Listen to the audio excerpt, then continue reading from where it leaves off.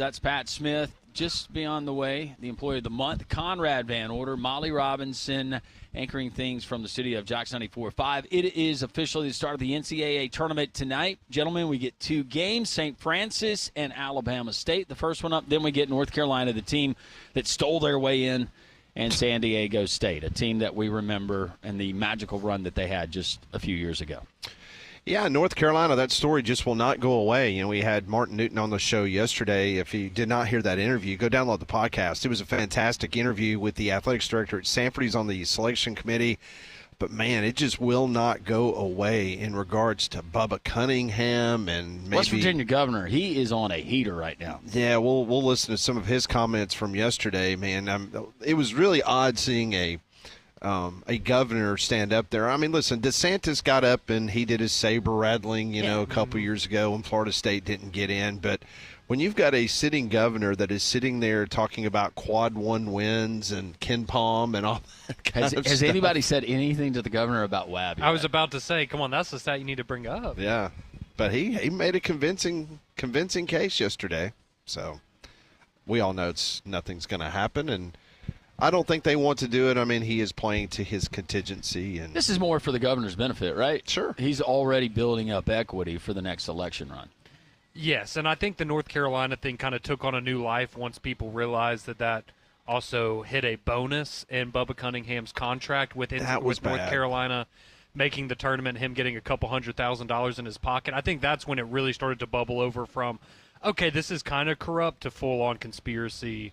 This was, we need to boycott this. Yeah, I mean, at least with the college football playoff stuff, that there was not anything that was so outlandish that you saw where the AD at SMU or Brett Yormark, of the Big 12 or Jim Phillips was getting money because their teams got into the CFP. Would it be better if Bubba Cunningham said, "I'm not taking the bonus. I'm going to decline the bonus," or take the bonus and you turn around and give it to West Virginia? Give it charity. to West Virginia. That's what I do.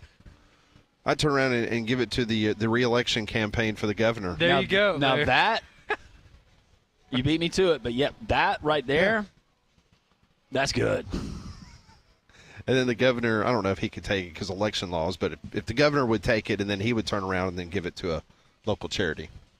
Or West Virginia NIL. No, how about this? Yeah. Bubba Cunningham takes that money and he buys plane tickets and hotel and tickets for all the West Virginia basketball teams so they can travel to the first game tonight. To the region of their choice to watch basketball for the first weekend. Well, North Carolina, they had problems yesterday. They had flight problems. Texas A&M had flight problems. I mean, there were a lot of teams. Now, Texas A&M didn't have to worry about playing tonight like North Carolina did, but North Carolina's plane was supposed to leave, I think, at like 1 o'clock yesterday. And it got delayed, the charter, and so then they didn't get into Dayton until late. They had to move some things back. So they didn't check. They didn't know that the driver was a West Virginia fan. Maybe some home cooking there, a little payback. Well, that would have been something if the driver was a John Denver fan and he was playing Take Me Home Country Roads the whole time. As they were on the bus. Yes. Had to get on the plane. So we're going to talk to Mike Griffith from the AJC and DogNation.com. We'll get his thoughts on this conspiracy going on with the college basketball selection committee. We thought it was just only football that we'd gripe and complain about. At the bottom of the hour, John Bishop, he's the voice of Creighton basketball. That could potentially be a team that Auburn sees. We will talk to John about his basketball team who came down here and lost to Alabama this year, and then may have to play Auburn, but he's got to get past Louisville first. Rocco Miller, the bracketeer, he will join us in the 11 o'clock hour. He's a West Coast guy. He follows St. Mary's and all those schools UC on the West San Diego, Coast. Baby. Yeah, he knows about UC San Diego. So we'll talk to him about that. And also Brendan Haywood from CBS Sports, he'll join us in the 1 o'clock hour. He's on the call with Brad Nessler this week for the NCAA basketball tournament, so he will join us later on. But as we do each and every Tuesday, we're at Social Taco, which means our first guest to kick off the day is Mike Griffith from the AJC, DogNation.com. And, Mike, I want to start here with you. Controversy abound about Bubba Cunningham, the selection committee chairperson. Man, we're just not used to having that kind of controversy when it comes to the college football playoff, are we? No, my gosh. It's hard to imagine that an athletic director might have self-serving interest on a committee. I do think that this is definitely cause for, us to really step back. And we've talked about the sitting athletic directors on the college football playoff selection committee. I mean, because here's the thing. Even if Bubba Cunningham didn't have anything to do with this, even if everybody else in the room decided they wanted that brand in there, I can't think of the last time a big brand got into a 14 playoff without playing in their conference championship game or anything. Can't remember that. But just saying here. Take it easy. And actually, didn't North Carolina actually play in the ACC tournament championship game? No, they did. No, they did not. They didn't. That was Okay. Louisville and Duke. Yeah, they played in the semis. Okay, all right. Well, they did play them within 10 points. But anyway, that's a whole other story from 2017. But my point is this. Even if I'm kidding, but even if Bubba didn't have anything to do with it, it's the way it looks. And the problem is, the perception. And, I will say this, there is a silver lining for the SEC, and that all this attention has been diverted to this, and the West Virginia governor, instead of having to listen to Jay Billis and the talking heads question the SEC's validity. So I will say it kind of got the 14 SEC bids off the hook as the top talking point going into the tournament. Yeah, and I've been thinking about the college football playoff and the lack of transparency that we get, the confusion that we get from that committee when they try to justify their decisions to us, Mike. Meanwhile, the NCAA Tournament Committee, we had one of the committee members on who is a friend and well-respected here in town, and Martin Newton, and he was great in being transparent and talking about that. But at the end of the day, even if there's a lot of other metrics that we can see, whether it's net rankings, WAB, throw it out there, it does come down to the human element, and I just don't see any way around that. Is there a better way that we can go about this, Mike? Well, I mean, even if you were to put the computers in there as we had with the BCS, there's going to be some human element in the formulas. But I remember I talked to a rocket scientist. The guy, his name was David Rothman, and he truly was a rocket scientist. That was his job. And he had one of the formulas, and was it the Roth? I can't remember the name of his formula, but if you guys remember, there were I want to say 7 or 8 BCS formulas, and they would drop the lowest one if I'm not mistaken, right? Is that right? Yes. Okay. So his formula was one of the 8 formulas out there. And I remember talking to him about, what constitutes the right formula, right? Different formulas, Anderson and Hester, they kind of put an emphasis on schedule strength. And then you had the Sagarin ratings, and they had a margin of victory capped to some extent. Billingsley, all these different formulas were out there. And the thing that the rocket scientist told me was the more metrics and the more formulas and the more measures that you take, the more likely you are to get the true center, the true mean. For example, if we shoot 3 arrows at a bullseye, we have 3 expert archers out there, and we shoot 3 arrows at a bullseye, and we try to go right in the center of those 3 arrows to find the true mean. That's not going to be as accurate as if there were 8 arrows shot. So what all this gibberish means is that the more metrics that you include, the better. Now, that said, there's still going to be some exceptions. Gonzaga, for example. Georgia plays Gonzaga, I don't know, whatever, at, 4:30 on Thursday. And Gonzaga is a number 8 seed. They're also number 8 in the net rankings. I'm saying, wait a minute. How can you be the number 8 metric team in net rankings but be an 8th in a conference champion that's gone to 9 straight Sweet 16s? That's Georgia's 8 seed. So there's still going to be an exception to the rule now and then. But I would agree with you that the NCAA selection process is more transparent, involves more metrics, and probably not as much, home cooking as what we saw this year with Ward Manuel and the College Football Playoff Committee and those initial rankings.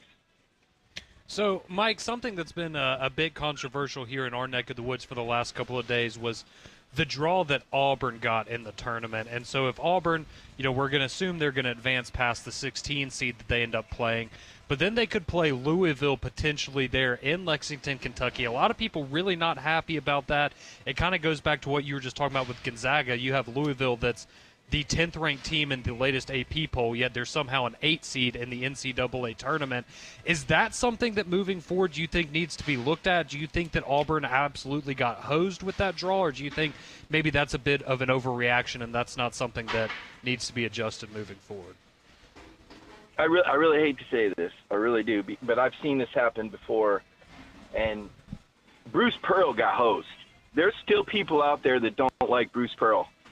And I've seen it happen before with the draws they've gotten. I remember one year, I think his 31-win team had to play like a 30-win American team in the second round. It was the first time ever that I can't remember what their seed was, but a team seeded that high had to play a 30-win team. And there was another team that had to face a really good Rick Pitino Louisville team in the Sweet 16. And I thought the same thing. I saw this bracket, and all I could hope for was Bruce's revenge, because I remember that Louisville team beat Bruce's best ever team at Tennessee, maybe his best team ever. I'd put it up against the best Auburn team. That team that Bruce had that won 31 teams was unbelievable.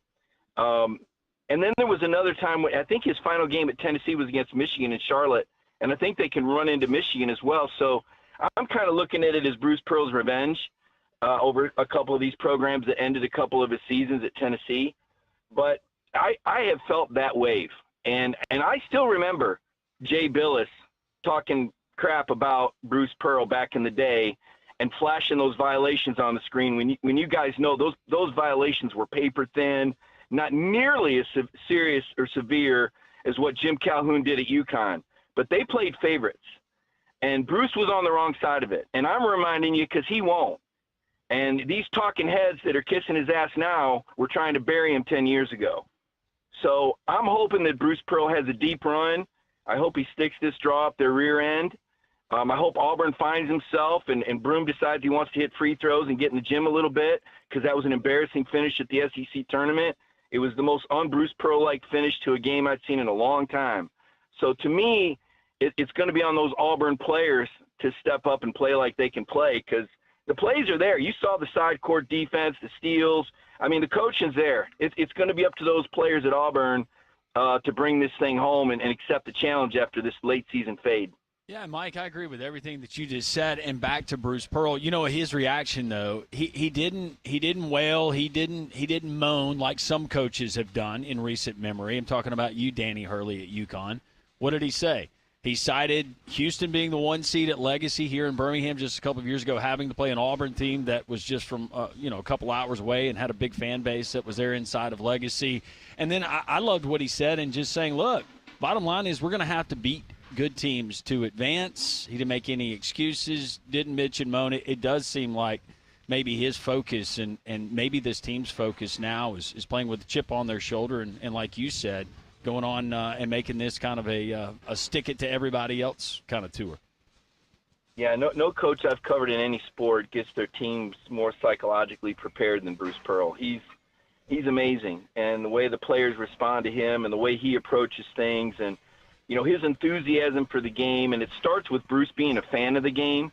He genuinely loves the game. He is genuinely a fan of this. He'll walk in and say, wow, when he sees the arena. He'll learn the other team's story. He'll tell the players and the media the other team's story and all the things that coach did to get their job. I mean, it starts out with Bruce being a fan himself of the sport, and that's the secret to his passion. I mean, he loves this. There's some coaches, I don't want them to change names, but I've already seen them, some of these guys are toast, man. It's been a long season. They know they don't got a team that can win it, and they're just, half this field, right? But you got guys that are passionate like Bruce. And I'll throw Nate Oates in there, too. I got Alabama in my Final Four. I think they're taking Duke down. I like the way – yeah, I do. Yeah, things have changed. This ain't your uncle's Duke team anymore, right? Yep. Hey, I'm not going to say Duke's going to beat Alabama in football or anything, but anyway. You move back to the state, and look, it's already happening. That's right. He buys property in the state, and all of a sudden he's becoming a softie. I signed the papers on St. Patty's Day. It's like you just felt it in the air, right? Yes. You're like, it feels like Mike Griffith owns a part of this state now. You just sense it in the air. Sun came out. Temperature was 72. All the clouds disappeared in the sky. I mean, that must have been the signs, right? Absolutely. If you want to fit in down there now, you have to get that scripted A flag to hang there outside of your beach house. Well, I don't. I really, the only flag I fly is the American flag, guys. If you want There to you know. go. He's a veteran. God bless America. Yeah. That's right. That's where it also. But this tournament has really. It is interesting, to see the draw that the different SEC teams got, and I would agree with you. I mean, Auburn's draw is. I think I like Tennessee's draw better, and they're a 2 seed. I'm thinking, what did Tennessee do to, whatever? I guess they made it through the SEC tournament, but. I was kind of surprised Tennessee got a 2 seed, to be honest with you. I don't think that's a 2 seed. But you know what? Maybe Rick Barnes will prove me wrong. Maybe he'll. Well, actually, he never has. So we'll see. We'll see what happens. With A&M and Buzz. I'll tell you, the team I really feel bad for that I really wanted to get on board with was Oklahoma, and they got them facing Florida in the second round. Dang, I'd like to have seen that team make a run. All right, so let me ask you about Mike White. I know there have been some rumors about a week or so ago that maybe NC State would like to kick the tires on Mike White. What are you hearing, if anything? Because he's done an amazing job in Athens over the course of the last couple of years, but he is the hot name right now. Is he locked in there in Athens? You anticipate he's going to stay put? I mean, gosh, as far as I know, he's really excited about this team, and he's just. I mean, look, guys, Georgia hadn't been in an NCAA tournament in 10 years. 10 years. And they haven't won a game since 2002. That game was vacated because of the Jim Herrick textbook scandal, which wasn't much of a scandal at all. Looking back and learning the history of it, it's like, wow, that administration really screwed that up. That was nothing compared to some of the stuff we've seen. But like 1996 is the last NCAA tournament win on record for Georgia. I mean, it's a program that's got one SEC regular season basketball championship in school history and 2 tournament. I mean, we make fun of Vanderbilt, and I still enjoy doing that, by the way. But if you really want to see a program that lacks tradition and culture in a sport, take a look at Georgia basketball. I mean, it is really bad. And it's the worst team culture I'd ever seen when I came here, and I covered Auburn basketball in the 90s. So, and Mike White has turned this thing around with really quality players, and he has done a really good job coaching, and he's done it in this incredible landscape of giants with 14 teams in the tournament. And I want to say Georgia played maybe 8 top 10 teams this season, something like more than anybody else. Had to play Auburn twice, had to play Florida twice.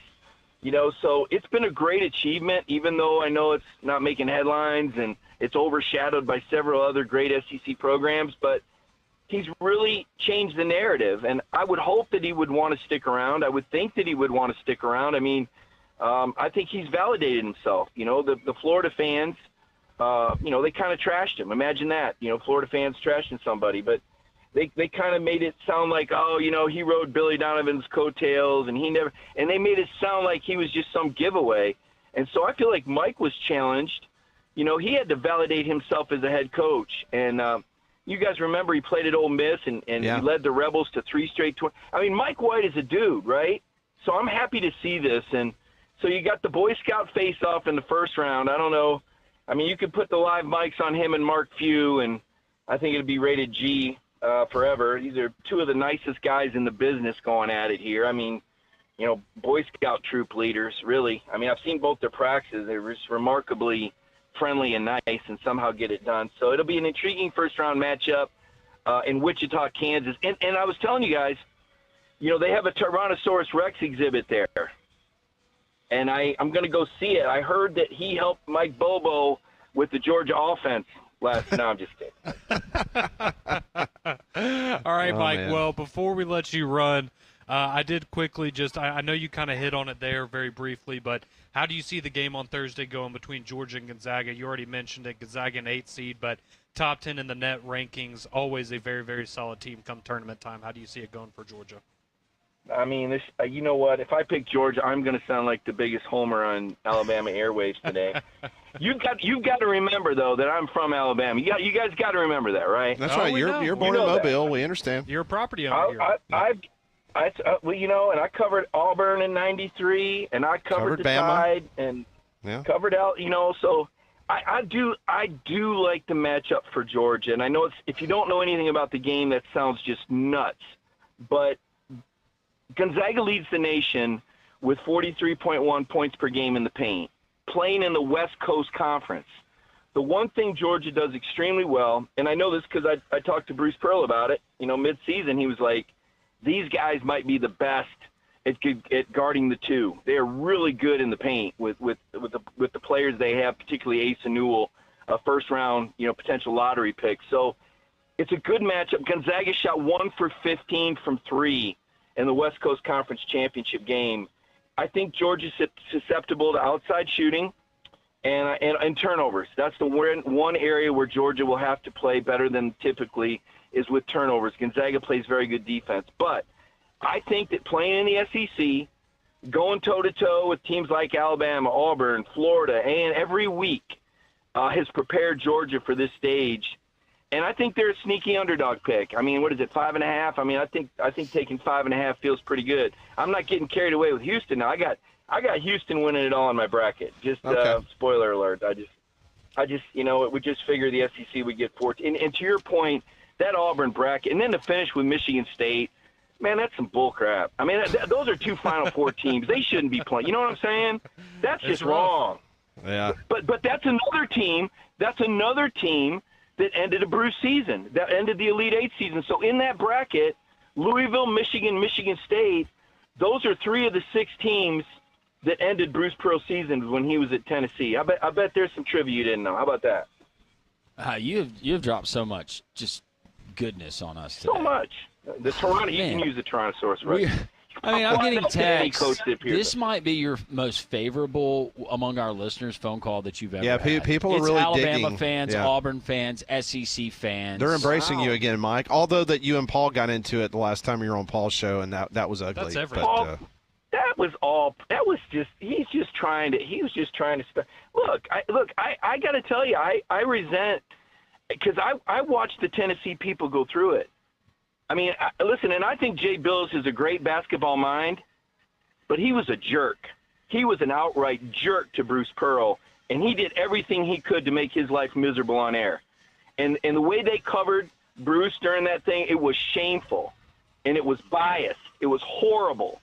Bruce Pearl went through hell, and I hope people appreciate what he's come back from and what he's done with all odds and all these basketball blue bloods against him. He's not supposed to be doing what he's doing. So you better believe I pull for that guy, because I know what he's been through to get here, and I know what Auburn's been through to get here, and I know what Alabama's been through. I sat in Coleman Coliseum plenty of times. So I'm going to appreciate this tournament for Bama and Auburn, and hopefully Georgia gets a win out of this. They're a little overdue. Mike Griffith, an American treasure, a Southern treasure. DogNation.com, the AJC, Mike Griffith 32 there on Twitter. Mike, this was great. Thank you. Can you come back later on today? I got to flight to Wichita, guys. All right. Enjoy your stay. Have fun. All right. All right, see ya. guys. Have a great week. Thank you too, Mike. You as well. Mike Griffith and all of our guests join us on the Higginbotham Hotline. You deserve solutions that are built for you. Higginbotham is your one-source solution for insurance, financial, and HR services. More from Three Man Front and Social Taco. At the bottom of the hour, we'll go to Nebraska. No, we're not talking to one of Molly's professors. We don't have to go physically, right? Oh, man. No. Okay. No. But emotionally, we'll be there. I know she will be. She's always there emotionally. Absolutely. Bottom of the hour, John Bishop, the voice of the Creighton Blue Jays, will join us. This is Three Man Front live from Social Taco on Jocks 94.5.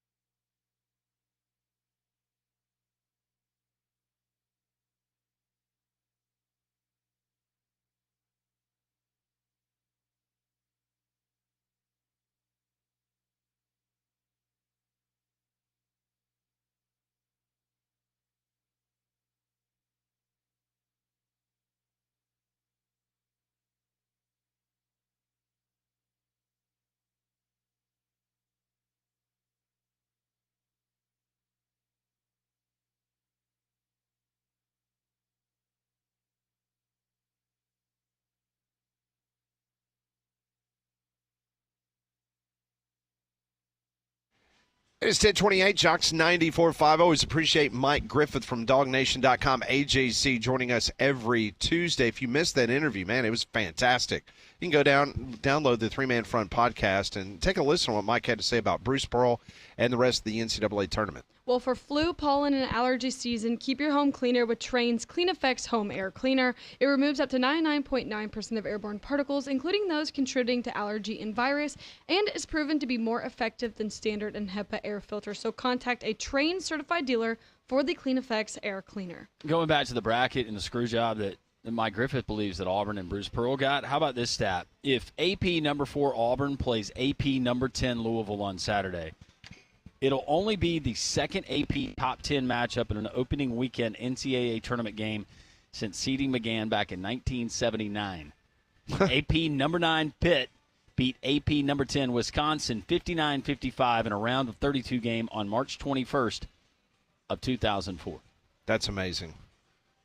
Purely amazing. But I do defend Martin Newton in the committee and something that he said. Do you want a rematch of an SEC team potentially in the second round? Because you do have 14 teams from a league, and trying to avoid not only rematches but some of the non-conference rematches that we would see because the SEC played such a tough, most teams, non-conference schedule.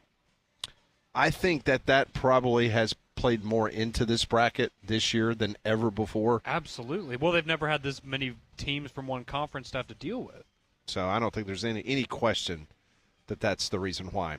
Well, one of the potential opponents of Auburn, if Auburn can get through their first round game and Creighton takes care of business against the Louisville Cardinals there in the state of Kentucky, it could be Auburn and Creighton in the second round. And the voice of the Creighton Blue Jays will join us next here on Three Man Front.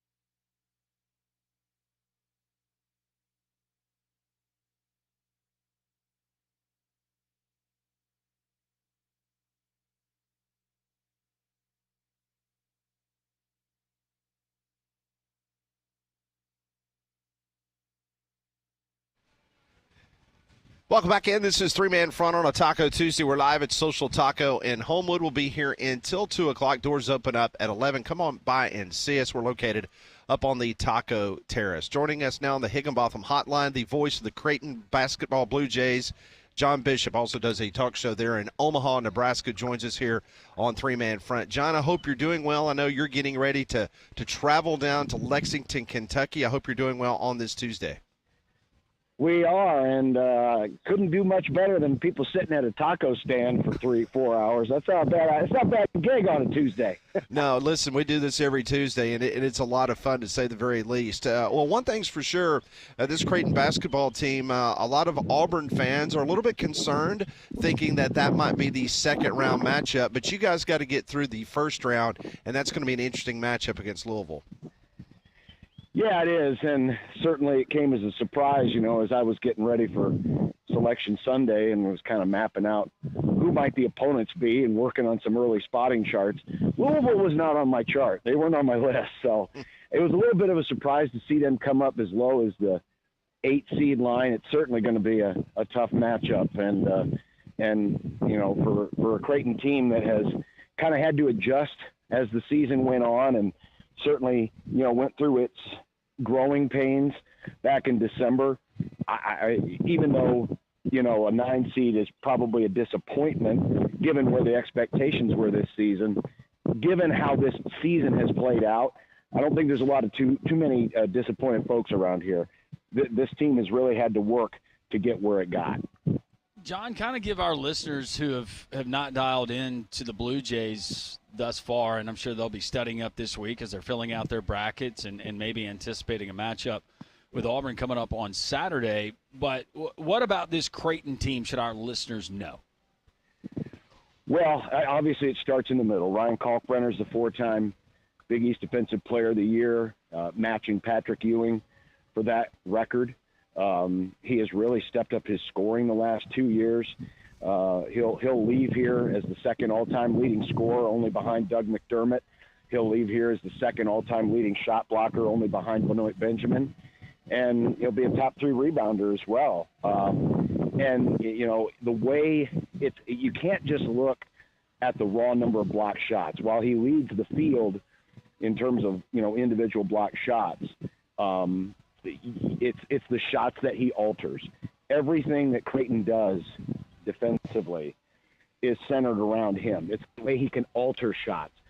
Creighton will play a lot of drop coverage, so they'll basically try to funnel guys, down and into the paint, and then either make them try to attack the rim where Kalkbrenner is waiting, or make them settle for a lot of mid-range jumpers. And, that's been the strategy the last, 3.5, 4 years, and has worked very well. Creighton's defensive efficiency numbers, which were never historically great, only got better with Ryan Kalkbrenner. Then you go beyond that. The original plan was, to have Kalkbrenner and then surround him with shooters. Unfortunately, they lost Pop Isaacs, 8 games in after the Kansas game, and so you lost a pretty good score there, the transfer from Texas Tech. And so they had to retool.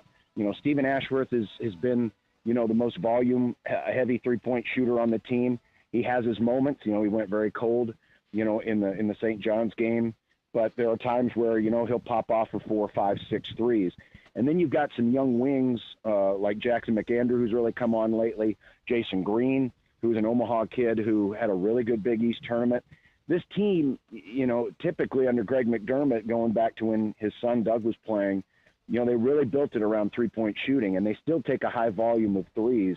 This year, though, they haven't been quite as efficient, so the Jays have had to really lean on defense and really feeding the ball into the post to get their offense. So, John, this is 5 straight years in the NCAA tournament for Creighton. They haven't lost a first-round matchup since all the way back in 2018. So what is it about it? Maybe something that Greg McDermott does, his coaching style, just the way that he builds these teams year in and year out. But what is it that regardless, because, you've been, a 9 seed again back in 2022 and you made it to the second round, a 6 seed in 2023. What is it about this Creighton program that once they get into the NCAA tournament, they don't seem to be a team that's going to be knocked out that first game? Well, it goes back to defense. The really good offensive teams, 10 years ago or so were not great on defense. And, the old adage in any sport is defense wins championships. And while the Jays haven't won obviously a national championship, they've really leaned on, defensive effort to improve their positioning in the NCAA tournament. And then I would say it's about the process. I mean, this team's been very process-oriented. When you can start a team with an experienced center and an experienced point guard, it's a good place to start. And, you go back to the last couple of years, obviously, the Jays had two guys that ended up drafted, in the NBA, Trey Alexander and Baylor Shireman, who played here together the previous two seasons. So the Jays have surrounded Ashworth and Kalkbrenner with really good talent. Like I said, this year they've had to retool just a little bit, and maybe it's not quite as talent heavy as it was. But when you can rely on a really good defense, and if they can make some jump shots, this team is extremely hard to beat. But I would say ultimately it's about the process. And, obviously everyone in Alabama knows all about that word because Nick Saban preached it for decades. And that's really what it is. And it's been impressive to see 3 out of the last 4 years, Sweet 16. This is the best run of Creighton basketball in this program's history. We're talking to the voice of the Creighton Blue Jays, John Bishop, here on Three Man Front. So obviously Alabama fans got a up-close and personal view of Creighton the last couple of years. It was back in December when Alabama knocked off Creighton 83-75. Creighton shot about 30% from the three-point arc. Alabama did not have a very good night shooting outside as well, and you kind of touched on it.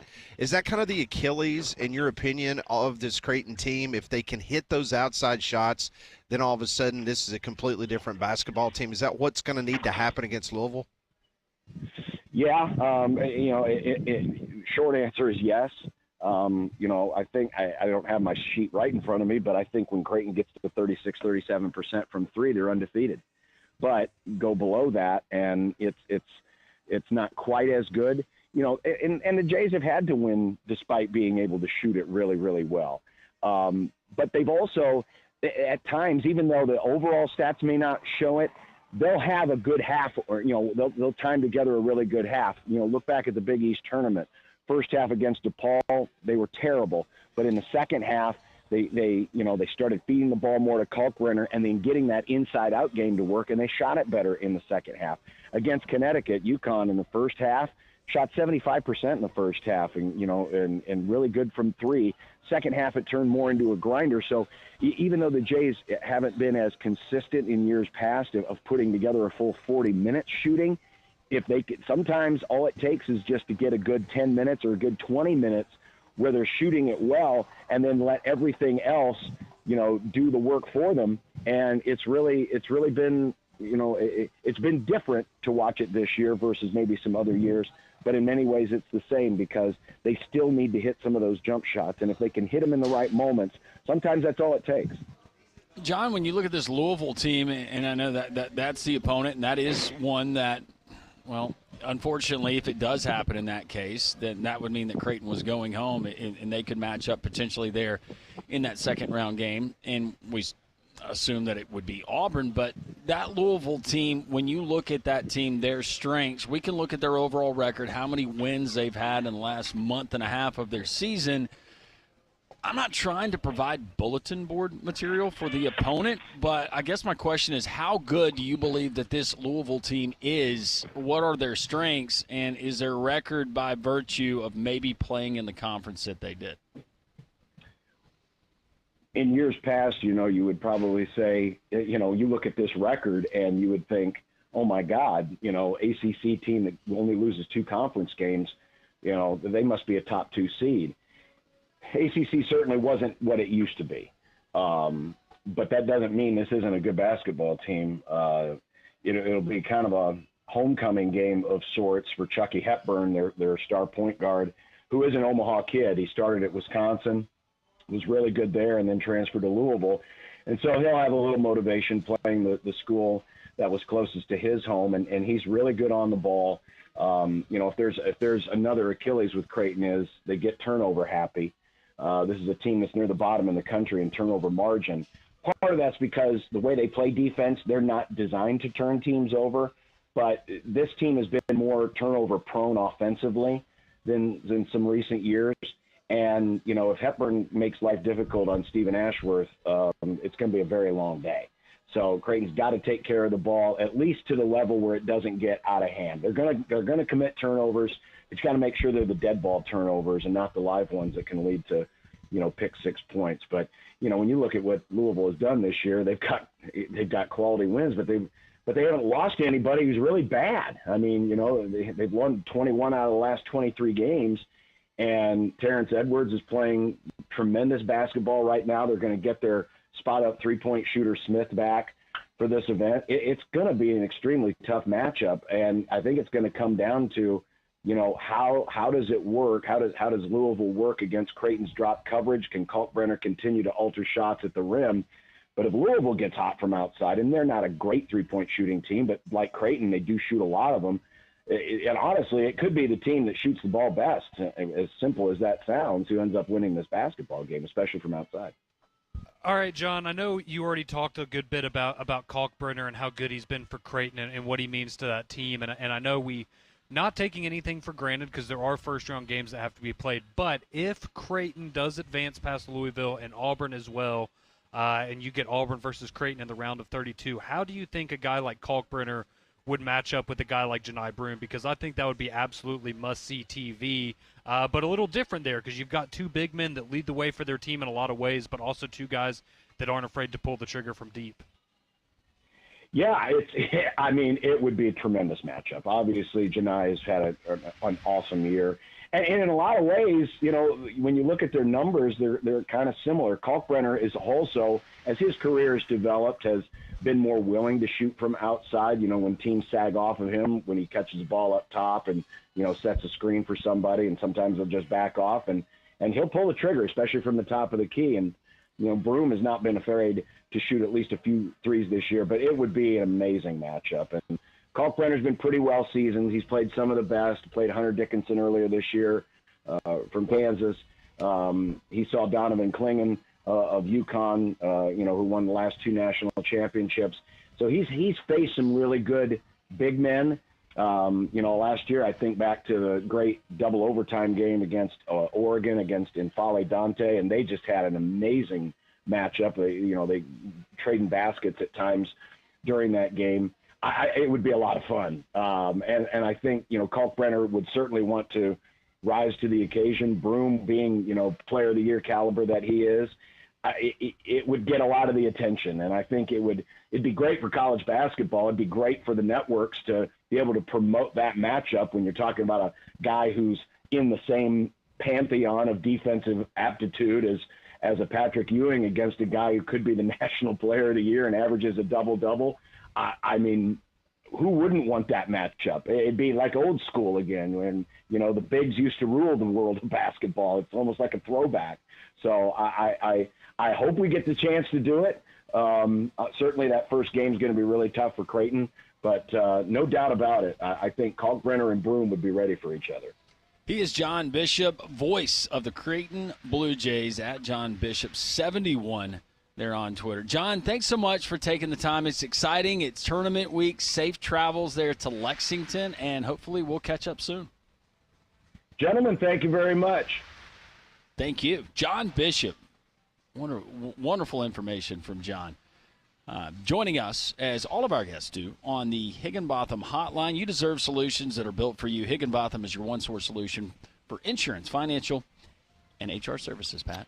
You see the warning signs, those windows or doors that stick, the cracks in the brick or the block of your home, leaning or bowing walls in your basement.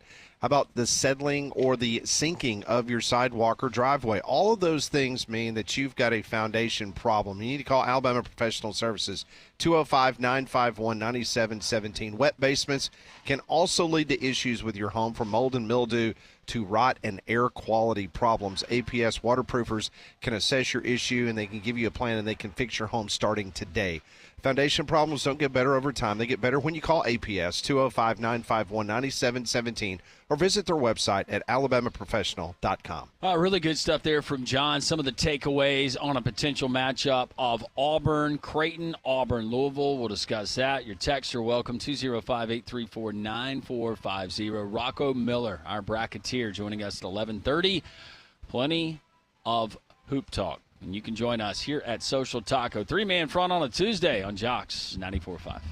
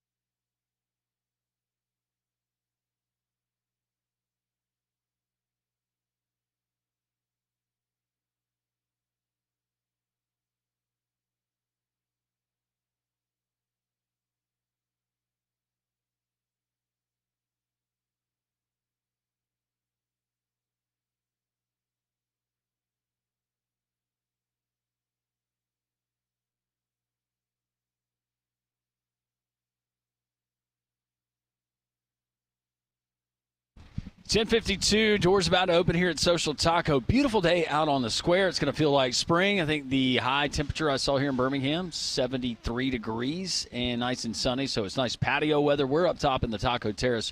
Join us as we broadcast here at Social Taco until 2 o'clock. Well, this is your reminder that the $1 Million Bracket Challenge is back here at Jocks 94.5. Pick a perfect bracket and win $1 million. If you pick 60 or more of the games correctly, you're going to win $10,000 plus one local winner with the best bracket. is going to go home with a $250 gift card to our friends at Twin Peaks and Hoover. For more information and to make your picks, just go visit us online at jocksfm.com. Click on the $1 Million Bracket tab, and good luck from all of us here at Jocks. So Major League Baseball started this morning. If you got up bright and early to listen to Morning Jocks. Damian was very confused this morning. Yeah, I heard him. He was very perplexed on what was going on over in Tokyo. So the Cubs and the Dodgers played the first game of the 2025 baseball season, and the Dodgers beat the Cubs 4-1. Now, these games will count in the standings. It's interesting because they'll play another game, and then they'll load the planes back up, and they'll head back to Arizona, and they will finish spring training. Yep. But this is an official game and start of the season. So basically the theory is that they go to play in Tokyo, then they come back to the States, they finish up spring training, and then you have your opening day festivities. So, I mean, this is going to be a big boom. I was reading an article earlier today that Rob Manfred says that the viewership is going to be through the roof because of Shohei Ohtani, and definitely there's a lot of Far Eastern players from Japan and Korea that obviously have played for the Dodgers, so that is a big fan base there in Tokyo. And they're expecting maybe an impact of about $35 million for Major League Baseball. Wow. And they say that this is going to be right on tap for what Major League Baseball makes over an All-Star game weekend. Oh, wow. Yeah, so it's been that kind. And based on the fact that we were part of the Rickwood Classic last year, and we got behind the scenes of how Major League Baseball and how they go about these big events, which super impressed all of us, the way that it was handled here in Birmingham. So you can imagine that was probably on steroids in Tokyo based on the fact of having the Dodgers and the Cubs involved. Oh, yeah, I'm sure that was quite an endeavor. I wonder if they let the Sod God go over there. I know that was one of our favorite interviews. It was. With one of the grounds crew people and hearing kind of everything that goes into preparing the field. But no, and I mean, you have to like the early results, I would imagine, if you're MLB, right? Because Ohtani, he goes 2 for 5 today, has a nice start to the season. Yamamoto throws 5 scoreless innings for the Dodgers as well, or five innings, 1 earned run given up. You have Imanaga on the other side for the Cubs going. So, yeah, like you were saying, a lot of talent from the Japanese market on display this morning, and that has to make MLB happy. And to no surprise, the Dodgers start off the season with the win, and one of many that they will be collecting this year, I am sure. But it's got to be weird, right, from a mental aspect to go from playing these games that count for the regular season and then going back and finishing up spring training. Like, you kind of have to flip that switch and then flip it right back off. And it's interesting, but I'm all here for it, and hopefully Damian won't be confused tomorrow because you do have the second game coming up tomorrow morning at 5 a.m. as well. Well, it's just good to see the National League Central standings and having the Cubs in last place. That's where they belong, right, Pat? It's just don't know how long they're going to stay there based on the rest of the National League Central. But, hey, I got to take it one day at a time. When we come back here live from Social Taco, hour number 2 of Three-Man Front, Pat, Conrad, Molly, and Landrum. Keep it tuned right here to Jocks 94.5.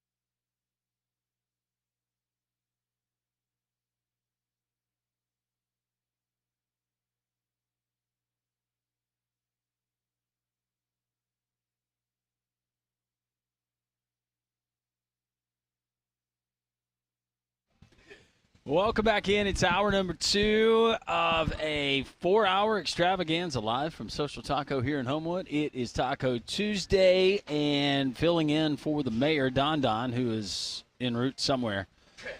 Pelham Gator, PG, joining us. You can join us as we broadcast until 2 o'clock. We got the mix and match tacos, the Mexican pizzas, the burritos, the chicken feathers, the house-made tortilla chips. Everything is just made here in-house.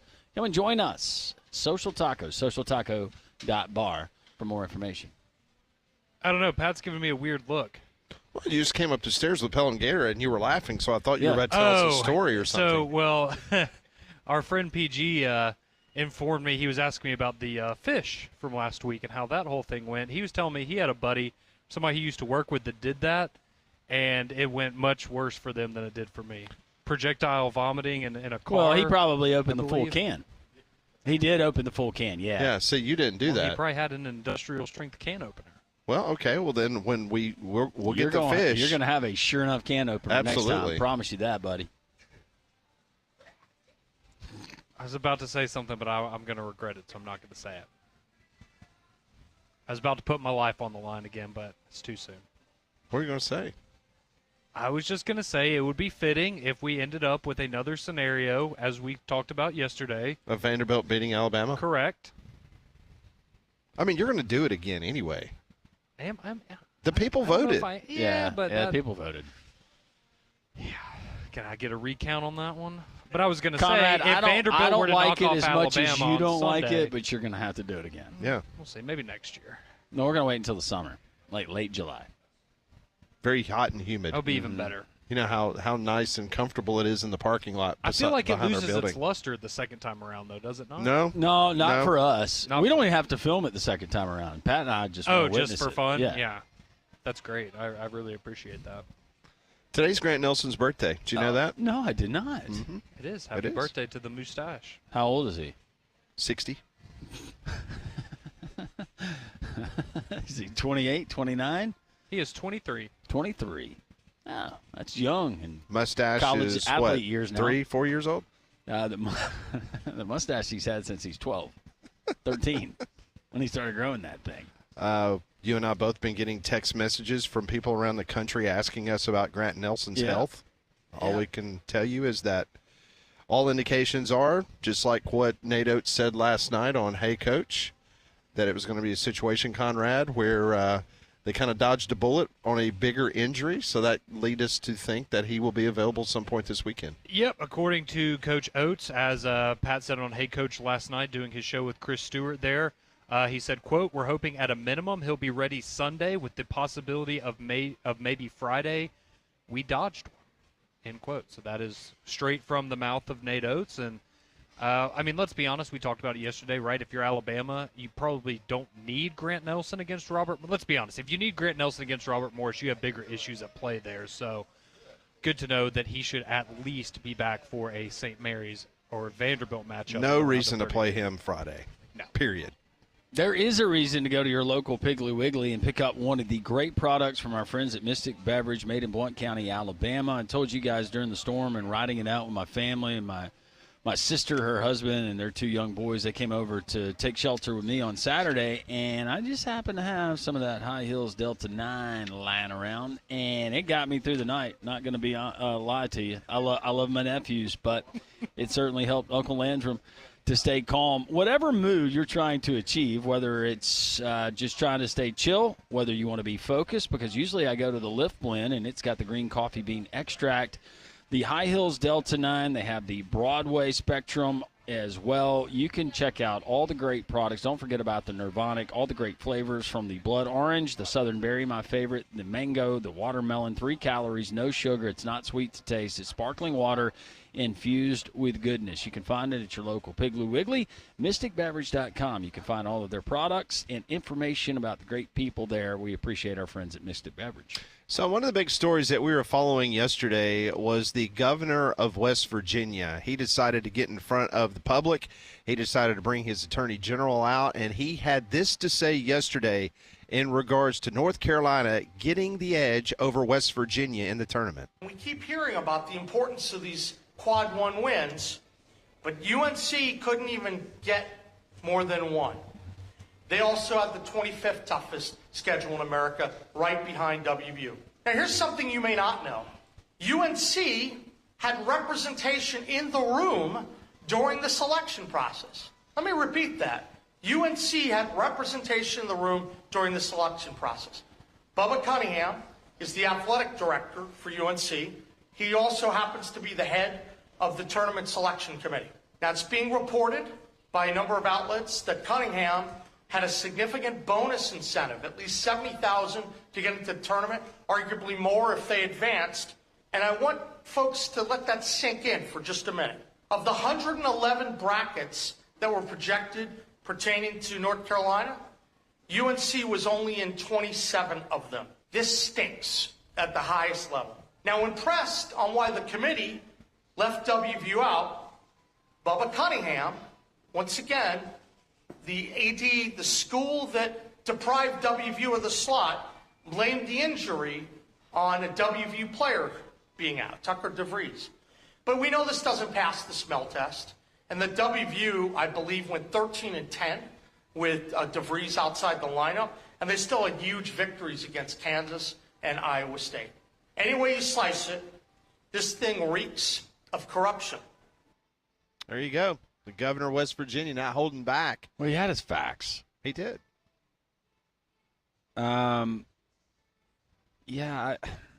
It's just a bad look with Bubba Cunningham and the whole bonus thing. That's why I was saying if Bubba Cunningham could say – we had somebody that texted into the show, and they said, well, while Bubba Cunningham and these people that have conflicts of interest, they can walk out of the room, we know that it's not like they're sequestered and they don't talk.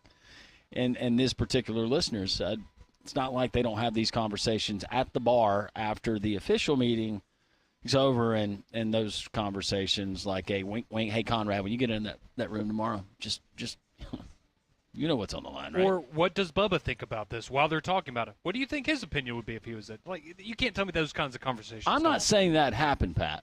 I'm just saying that is the optics. That's what it looks like. It just, and I don't know if there's any way around it, unless you just don't allow. We're human beings. Sitting ADs to sit on your committee, but do we want that? The bottom line is that there are people there that obviously respect Bubba Cunningham, and they're in the room. And so when Bubba's not in the room, not saying that they're going to carry his water for him, but they're definitely going to, in deference to him, that they probably will take up the mantra of, hey, North Carolina should be in. Yeah. I mean, they're going to propagate the idea that North Carolina is one of the best 68 teams in the tournament, whatever the case may be. It's just human nature. It's the problem that I had with the college football playoff, that they preached, they told us on conference calls, Zoom calls, whatever, that this was going to be a more open process, and then it wasn't. Mm-hmm. And so that's why so many people like myself had a problem with the way the CFP came to the conclusion that they did. Well, now the NCAA basketball tournament, for a very, very long time, that has been the model of consistency. Yeah, I mean, you're always going to have teams that's going to be upset because they didn't make it, they were on the bubble, whatever the case may be. It's the right that we always have on a Monday after Selection Sunday. But when you have a sitting chairperson and it comes out literally hours after his school that had been absolutely chided by everybody bracketologist in the country that North Carolina had no business and that he profited from that. That was the kicker, I think. That was what I think sent everybody into just complete, all right, forget about this conspiracy theory. We've got actual hardcore data here that backs this up, that this thing stinks. So is that the answer, to remove, okay, if you're going to be on this committee and you have a financial incentive that's tied to participation in the NCAA tournament, the college football playoff, if you're going to be on the committee, you have to essentially void that bonus for the amount of time that you serve on the committee? Well, not only that, I think just like we always talk about, you need to have a czar of college football, yes, so to speak. Okay, so you have an executive director. Now, he is not the chairperson of the CFP, but you have an executive director of the CFP that has absolutely no affiliation with any school or conference, okay? well, maybe NCAA basketball needs to look at doing something like that, having a czar of college basketball, and maybe that person should be over the committee in regards to these type conversations, and then you don't have those. Yeah, I mean, you're still going to have influence. There's no way around it as long as you have human beings involved. Human beings can be influenced. I'm not saying that these guys were, but it would certainly take away the speculation or the conspiracy theories if you did that. Now, if you made it up of, I mean, do we want active athletic directors, administrators from the D2 level, the D3 level? I mean, but don't we want folks that have been watching games supposedly all year and that have been dialed in? I don't know if there's an easy answer to this. And no, there's not, because if there was, it would have happened. And no offense to West Virginia, but this is not the most criminal thing I've ever seen in athletics. We're arguing about West the 69th Virginia team, best basketball team. We're being deprived of not watching a one-and-done Mountaineer team? Probably. So, okay, let me ask you all this. So, San Diego State wins tonight. Does this all go away? North Carolina, all right, they got their spot. They lose their first 4 in. We're not going to have to watch them during the tournament. It's over. I think it goes. I think it goes away ultimately anyway. I mean, I think so too. This is just a 48-hour news cycle. That this is the hot story. Well, there's no games going on, so we need something to talk about. Once this tips off tonight, then all of a sudden it changes. Let's go to the phones at 1-800-239-WJOX. Hastings. Don't know why Hastings is not up here with PG. I know. But maybe he'll come up here later. Hey, Hastings, what's going on, man? Yeah, hey, guys. Hoping to make it. We'll see. Actually had to put in some work today, so hopefully see you guys at Twin Peaks there you on go. Thursday, maybe Friday. Get your priorities in order. That's fine.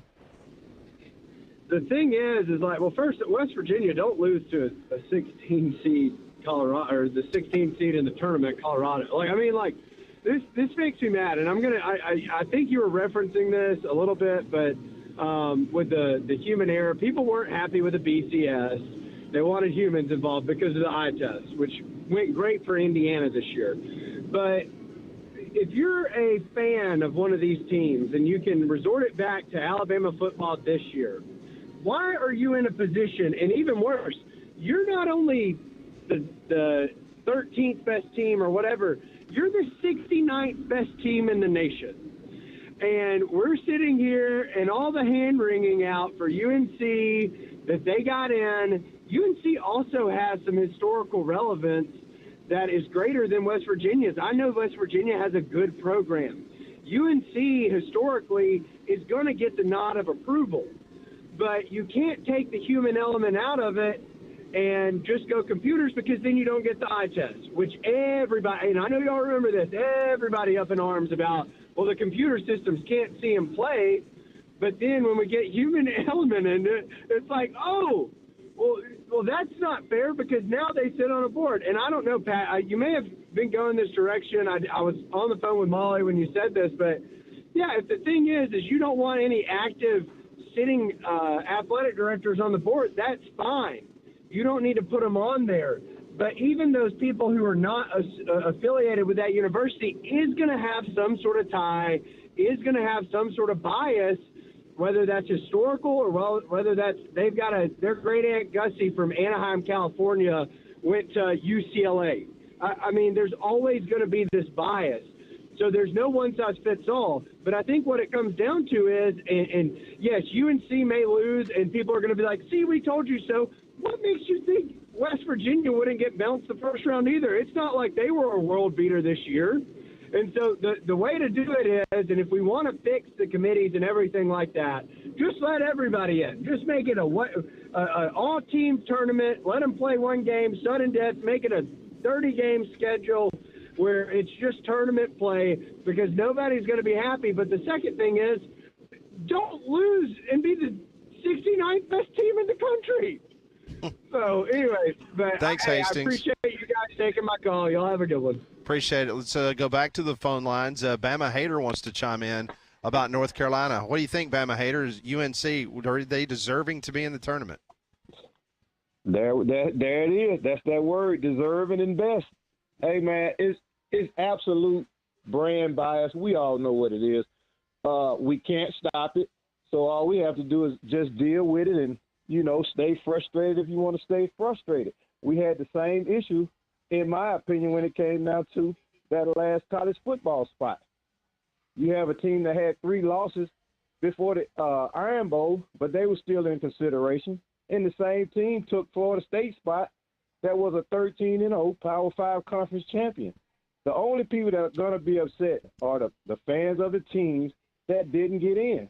And they have to deal with their brand not being as more important than the team that got in. That's all that's going on right now. It's brand bias, name brand, and the money earning potential of the big name team. Then why didn't Alabama get in the college football playoff? When? This past year. If it's all about brand awareness and the biggest names and biggest brands, why didn't Alabama get in the playoff? Because they had 3 losses before they played Auburn. They shouldn't have been in. I'm talking about the Florida State issue more than this past season. Alabama should have took Florida State's spot, but they'll get a chance. Oh, they 100% should have taken their spot 2 years ago, but you're sitting here saying that it's all about the brands and it's all about, the catering to money, and yet you're going against yourself with the whole Alabama argument. That's what I'm trying to bring up, is if your point was true, then Alabama would have been in the playoff this past year. I'm not saying they deserved it, but because they're Alabama, right? Okay, but why should a team deserve to be in the playoff if they have 3 losses? Period. I don't care who I just they said are. they didn't, but you're contradicting yourself right now. I'm not contradicting myself, because the year that they took Florida State spot, if the script was flipped, they wouldn't have put Florida State in over Alabama if Alabama was undefeated. True or not? True. Well, that's true, but Alabama was a better team that year, regardless of how you look at it. They won the SEC. Hey, if I get all my questions right on my exam and you miss one, who was the better student that day? I was. 13-0, 12-1. Okay, but what if you're taking a different test than I am? Because I think you can make that argument with conferences. Hey, you're not that quick, sir. You're not that quick. But you know what? I understand what's going on in college football. We all do. Yes. But we can't do anything about it at this point, right? Nope. We'll just stay frustrated, Bama hater. Yep. Hey, man, y'all have a good one, baby. Thank you, too, buddy. Appreciate it. More of your calls, your texts as well, 205-834-9450 on the Courtesy GMC text line. This is 3-Man Front Live from Social Taco.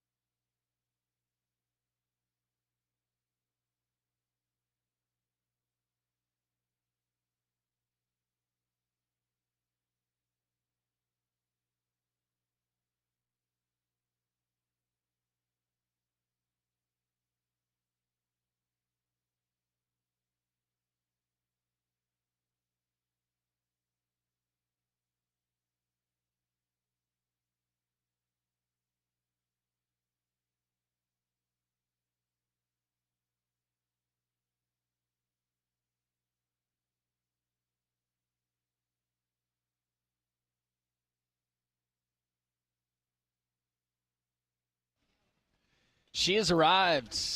BB, the first lady of the Social Taco Club here on this Tuesday. She is joining PG. You can join us as well here on Taco Tuesday. Social Taco in the Square in Homewood is a beautiful day. Come and enjoy the just great company upstairs here in the Taco Terrace or out on the patio where we got nice spring-like weather. If you can't get in here before 2 when we go off the air, we also have the half-off happy hour. A great time of year to take advantage of that.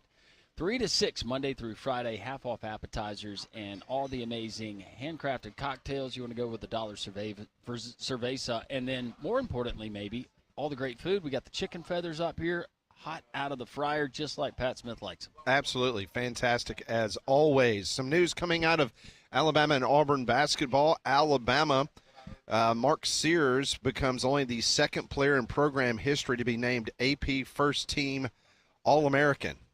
That just came down just a couple moments ago. He was named part of the 2025 AP Men's Basketball All-American team.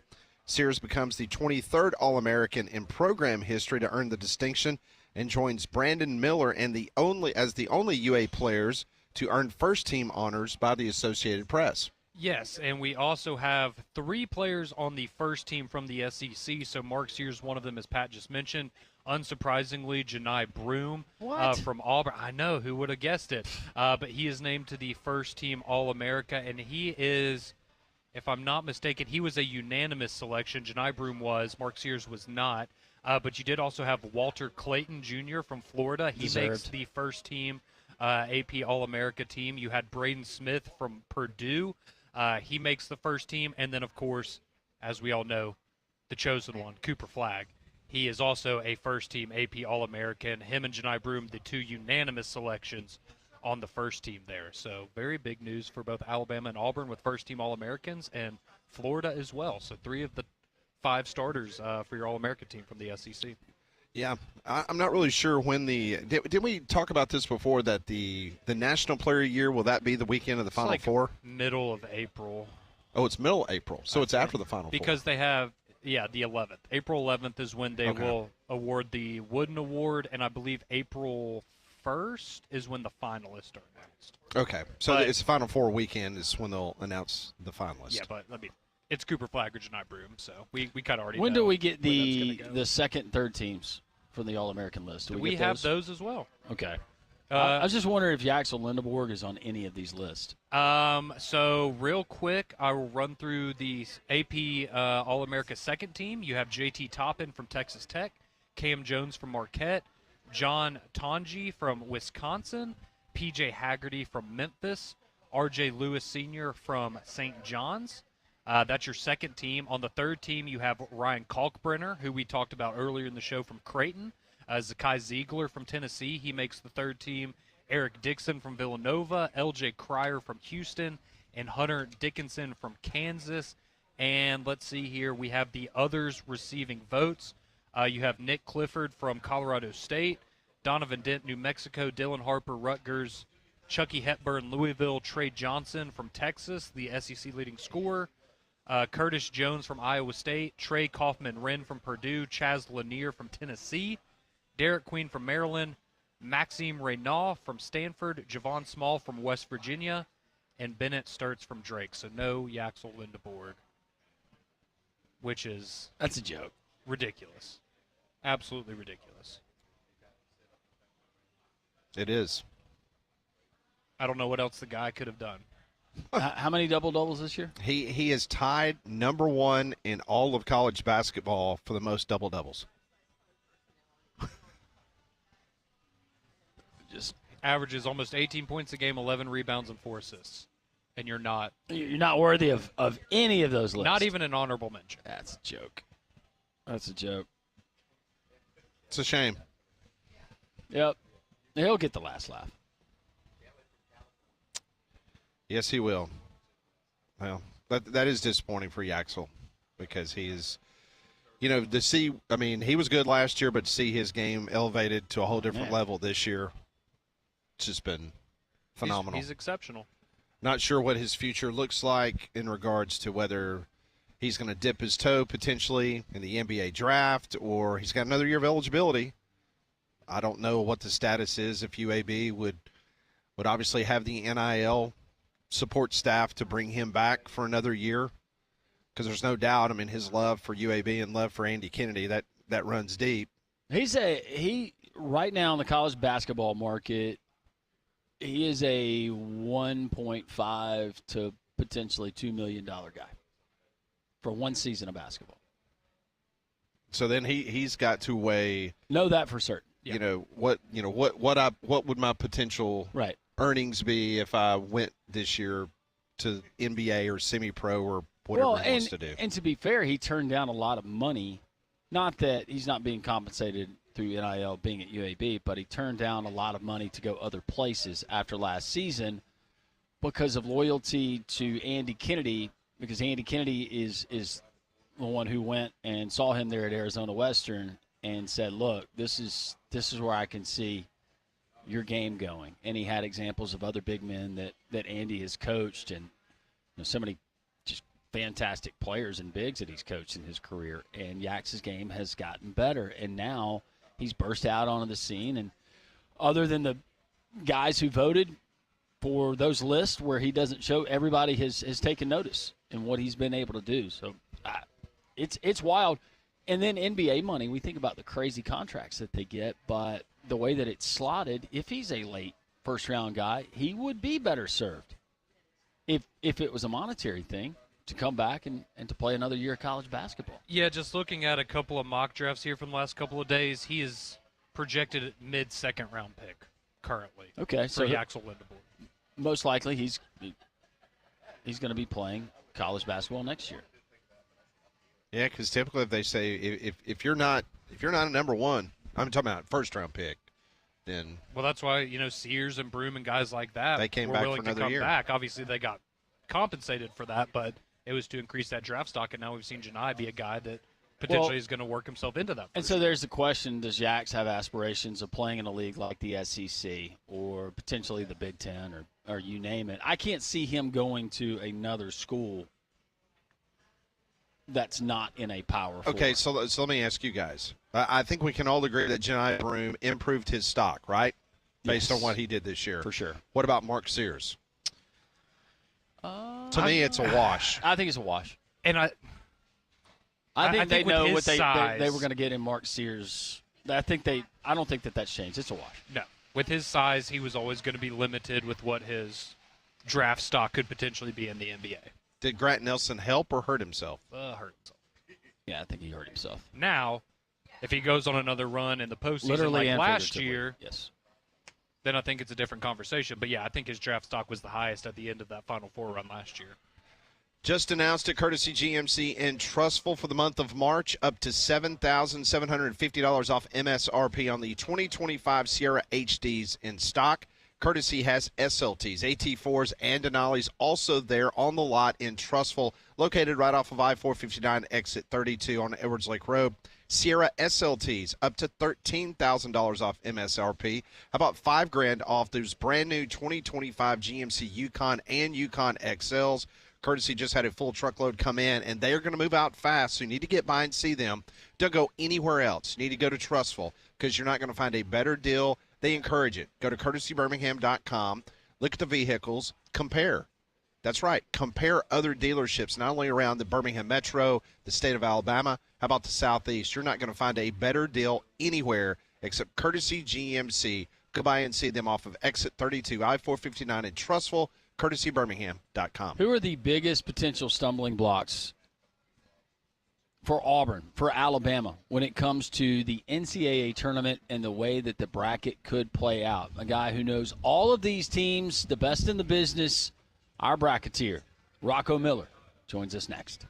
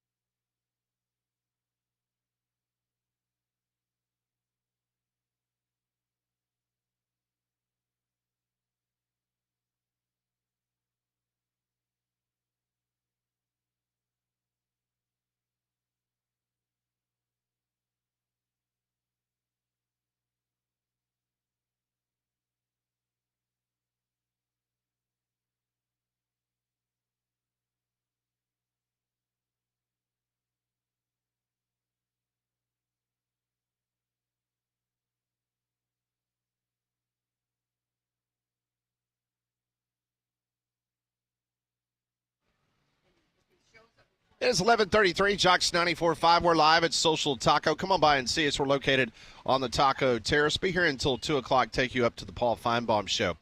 One of our favorite guests, especially this time of the year, Rocco Miller, the bracketeer, joins us each and every week during March Madness and kind of led us up to the point of Selection Sunday.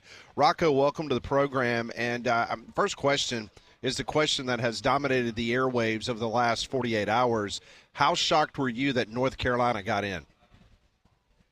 Well, I didn't think there was a spot for them, but at the same time, they were my second team out. So I can't say that I was totally surprised, mainly because I know who the chairman was the entire cycle. Bubba Cunningham's been on the committee for 5 years now. This will be his last year. And, of course, when you're in your final year, you're allowed to be the chairman. And he's done a really incredible job. If you go back a couple years, like 2022, getting Notre Dame in when nobody projected Notre Dame to get in, that was him.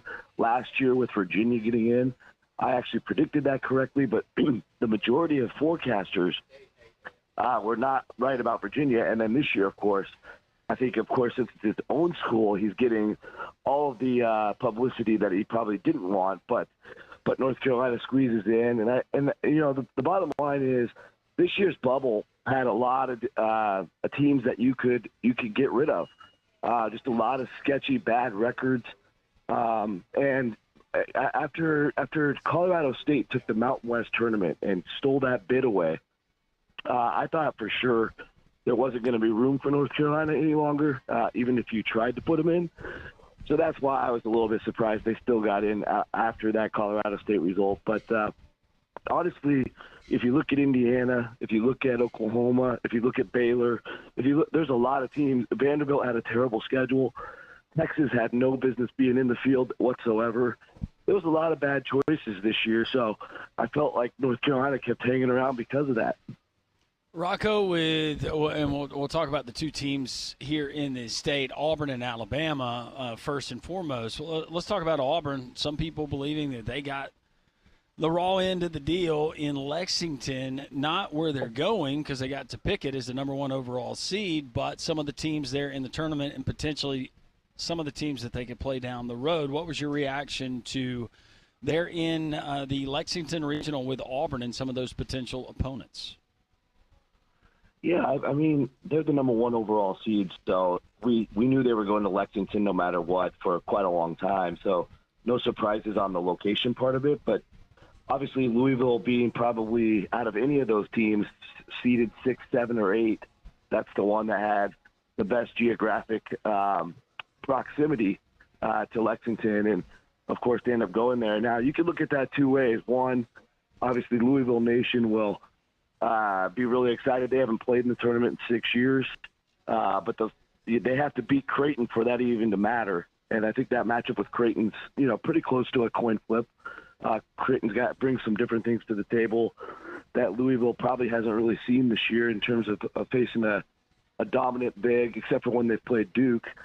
So we'll see how that matchup plays out. And then if they are able to get to the second round and see the Tigers, my understanding is there's just as many Kentucky fans that bought tickets, and they're going to be rooting against Louisville. So you could argue you're going to have half the arena rooting for Louisville, half the arena pulling for Auburn just to root for the SEC. So I think by the time the game tips off, if that game actually happens this weekend, it's not going to be that as big of a factor as it probably seems on paper. And if you're Auburn, you just got to try to start playing a little better. They've got a losing record this month. Obviously, they've played really good teams. So there's nothing wrong with the teams that beat Auburn. But at the same time, if they've leaked any oil at all this whole season, which has been an unbelievable season, it's been this month. So I think for Auburn, they just need to focus on themselves, get right this weekend, get a couple wins, and get ready for Atlanta.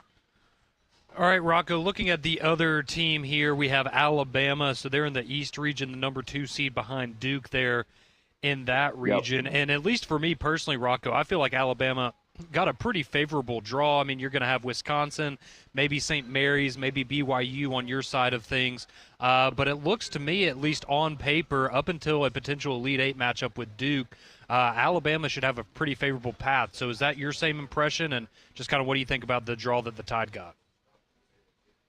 Yeah, I mean, it's certainly not bad at all. I think Robert Morris is a team that's been on fire, so could be a little bit of an interesting opener, especially if Grant Nelson doesn't play.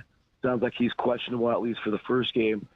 But Robert Morris is basically just the biggest team in their league, but that's not going to impact Alabama. Alabama's still much bigger, much more athletic, and they should be able to handle Robert Morris. And then I think the matchup that I would be most concerned about if I'm a Crimson Tide fan is St. Mary's, only because St. Mary's is really elite when it comes to denying transition. So they are not going to allow the Tide to get out and do what they like to do in terms of, getting a rebound and getting out in transition and burying a three. Randy Bennett's team is very disciplined, both defensively and offensively. They take really good shots. They take care of the ball. They have great interior play. They've got to work on outside shooting. I think if anybody watched the WCC championship game, St. Mary's didn't make a three the entire game. That was crazy. I think that was an anomaly, but we'll see. I also think St. Mary's will have to sweat a little bit to get past Vanderbilt. I like that Vanderbilt team too. So if it's Alabama-Vandy, I actually like Alabama's chances better, just because St. Mary's is going to show some different looks that Alabama's not going to be comfortable with. But outside of that, I think if they get BYU, they could play BYU in the semifinals. Obviously, BYU is going to have to win two really hard games to get there. They have VCU first, and then, of course, they would have Wisconsin most likely. BYU's been on fire the last 6 weeks, and they play very similar style as Alabama. So I think if we got BYU Alabama, that might be one of the best games of the NCAA tournament. Just the way BYU's playing right now, they have a couple NBA players. They shoot the daylight out of the ball just like the Crimson Tide do when they're hot. So I don't think it's that easy of a draw, because if they get St. Mary's and or BYU, those could be teams that can knock them out theoretically. We're talking to Rocco Miller, the bracketeer, and sounds like he is battling what I did all last week. A nice little sinus infection. So we appreciate him playing hurt and joining us here on Three Man Front. So 3 weeks ago, you told us on this program how good UC San Diego was. And so I was able to check out their tournament and watch them, and they did not disappoint. What kind of odds are you giving them to get past Michigan in that first round?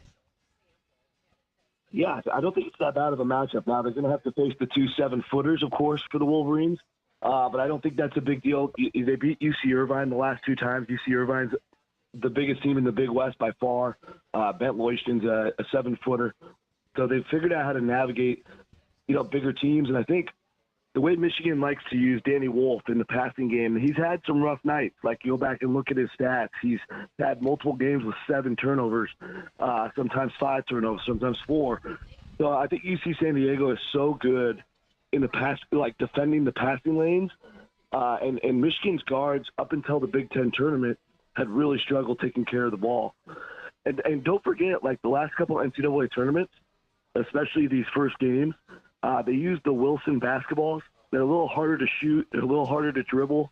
I think that could be a problem for Michigan here. Could be a problem for a lot of these teams. Like, it could impact UC San Diego's shooting for the same reason. There's a bunch of matchups where if the ball is that big of a deal, at least in the first game, we might see some interesting final scores, some lower scoring games. But I think UC San Diego can definitely hang with Michigan. I don't think Michigan does anything defensively that's going to slow down the Tritons. And they're just so good at moving the basketball and finding the open man and just playing cohesive. They love playing together. I think the Tritons can get that win. Rocco, we all just kind of raised our eyebrows.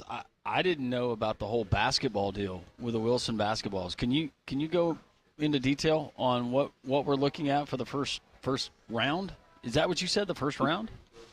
It could be the first round. It could be any round, really. But, I mean, they use a different type of Wilson basketball, and they've brought them. This will be the 3rd year in a row, I think it is.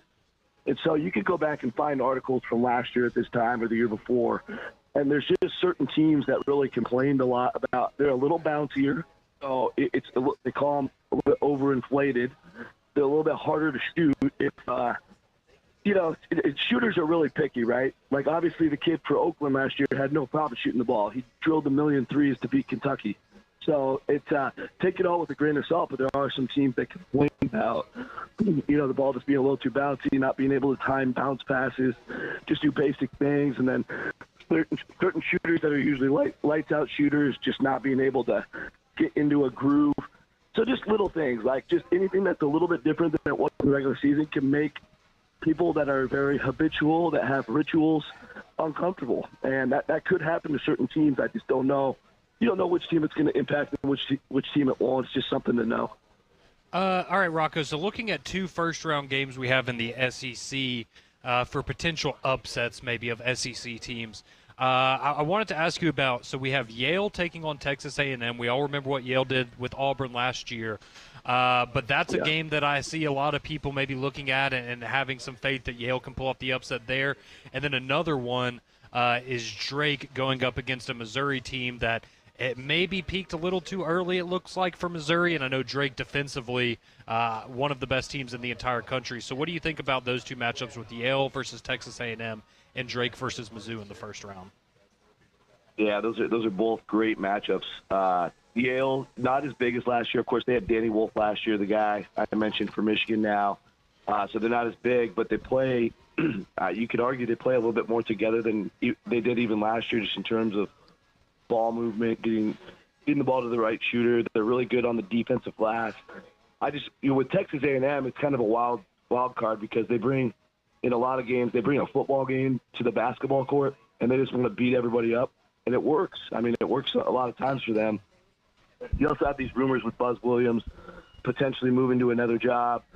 So I wonder if any of that's going to impact their performance. Usually it doesn't, but I think there is an angle where, this is a better matchup for Yale than it was last year, and they were able to get the big win last year. So we'll see. And Yale's got a lot of seniors this year that were part of that team last year. So they're definitely live to get the upset. I don't think I'm going to pick it too often. I maybe a couple brackets will put Yale in there, but I think the rest I'll stick with the Aggies. It should be a really interesting game, no doubt. And then the Drake-Missouri game, I've seen both of these teams up close. If Drake can just keep this game close with 5 minutes to go, I really think they're going to pull it out. Just because when they get into tight situations, they're so good down the stretch. They take good shots. They get one-and-done rebounds. They get offensive rebounds. And Missouri's just been a little bit inconsistent. Now, I do like their upside. If Missouri can get out and build a 10-point lead, maybe even a 15-point lead, which is really hard to do against Drake just because they're so slow. They play at the slowest pace in the country. So that's the only reason I'm picking Drake, is because I can't even see Missouri getting a 10 or 15-point lead. If I'm wrong about that, though, I think Missouri can bury them early. But nobody all season long was able to do that to Drake. Their only 3 losses, they lost really close games by 2, by 5, and I think by 4. So if it's a grinder, I definitely trust the kids on Drake over Missouri. All right, Rocco, before we let you go, your bracket, when you filled it out, any shocking news, your Final Four, what you got? Yeah, no, I haven't really done a serious one yet. I did a couple just to get the juices flowing, let's just say. Okay. But I did have Colorado State, consistently in the Sweet 16, and I was a little surprised, and I don't know if I trust it, because that Colorado State team is a top 10 team over the last 6 weeks, and that's weighted for opponents. If you filter the reports on Torvik, they're doing everything right. Nick Clifford's been one of the best players in the country and can take over games. But I'm not sure if I love their draw. I think Memphis is getting a little bit of a bad rap, and I'm not exactly sure why. Maybe it's the Penny Hardaway thing. But I do think this Memphis team is more mature than any of the teams Penny's coached. So I think Memphis versus Colorado State could be our best matchup of the first round. But I think the winner of that game can really definitely get to the Sweet 16. And then I think from there, they're probably going to run into Florida, which could be tough. But I like the winner of that game to get to the Sweet 16 for sure.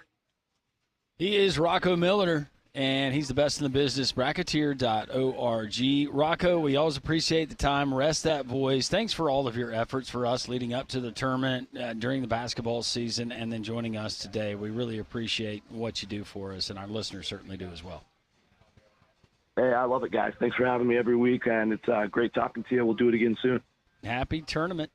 That is Rocco Miller. Thank you, sir. Joining us, all of our guests join us on the Higginbotham Hotline. You deserve solutions that are built for you. Higginbotham is your one-source solution for insurance, financial, and HR services. We are live at Social Taco. Come on by and see us.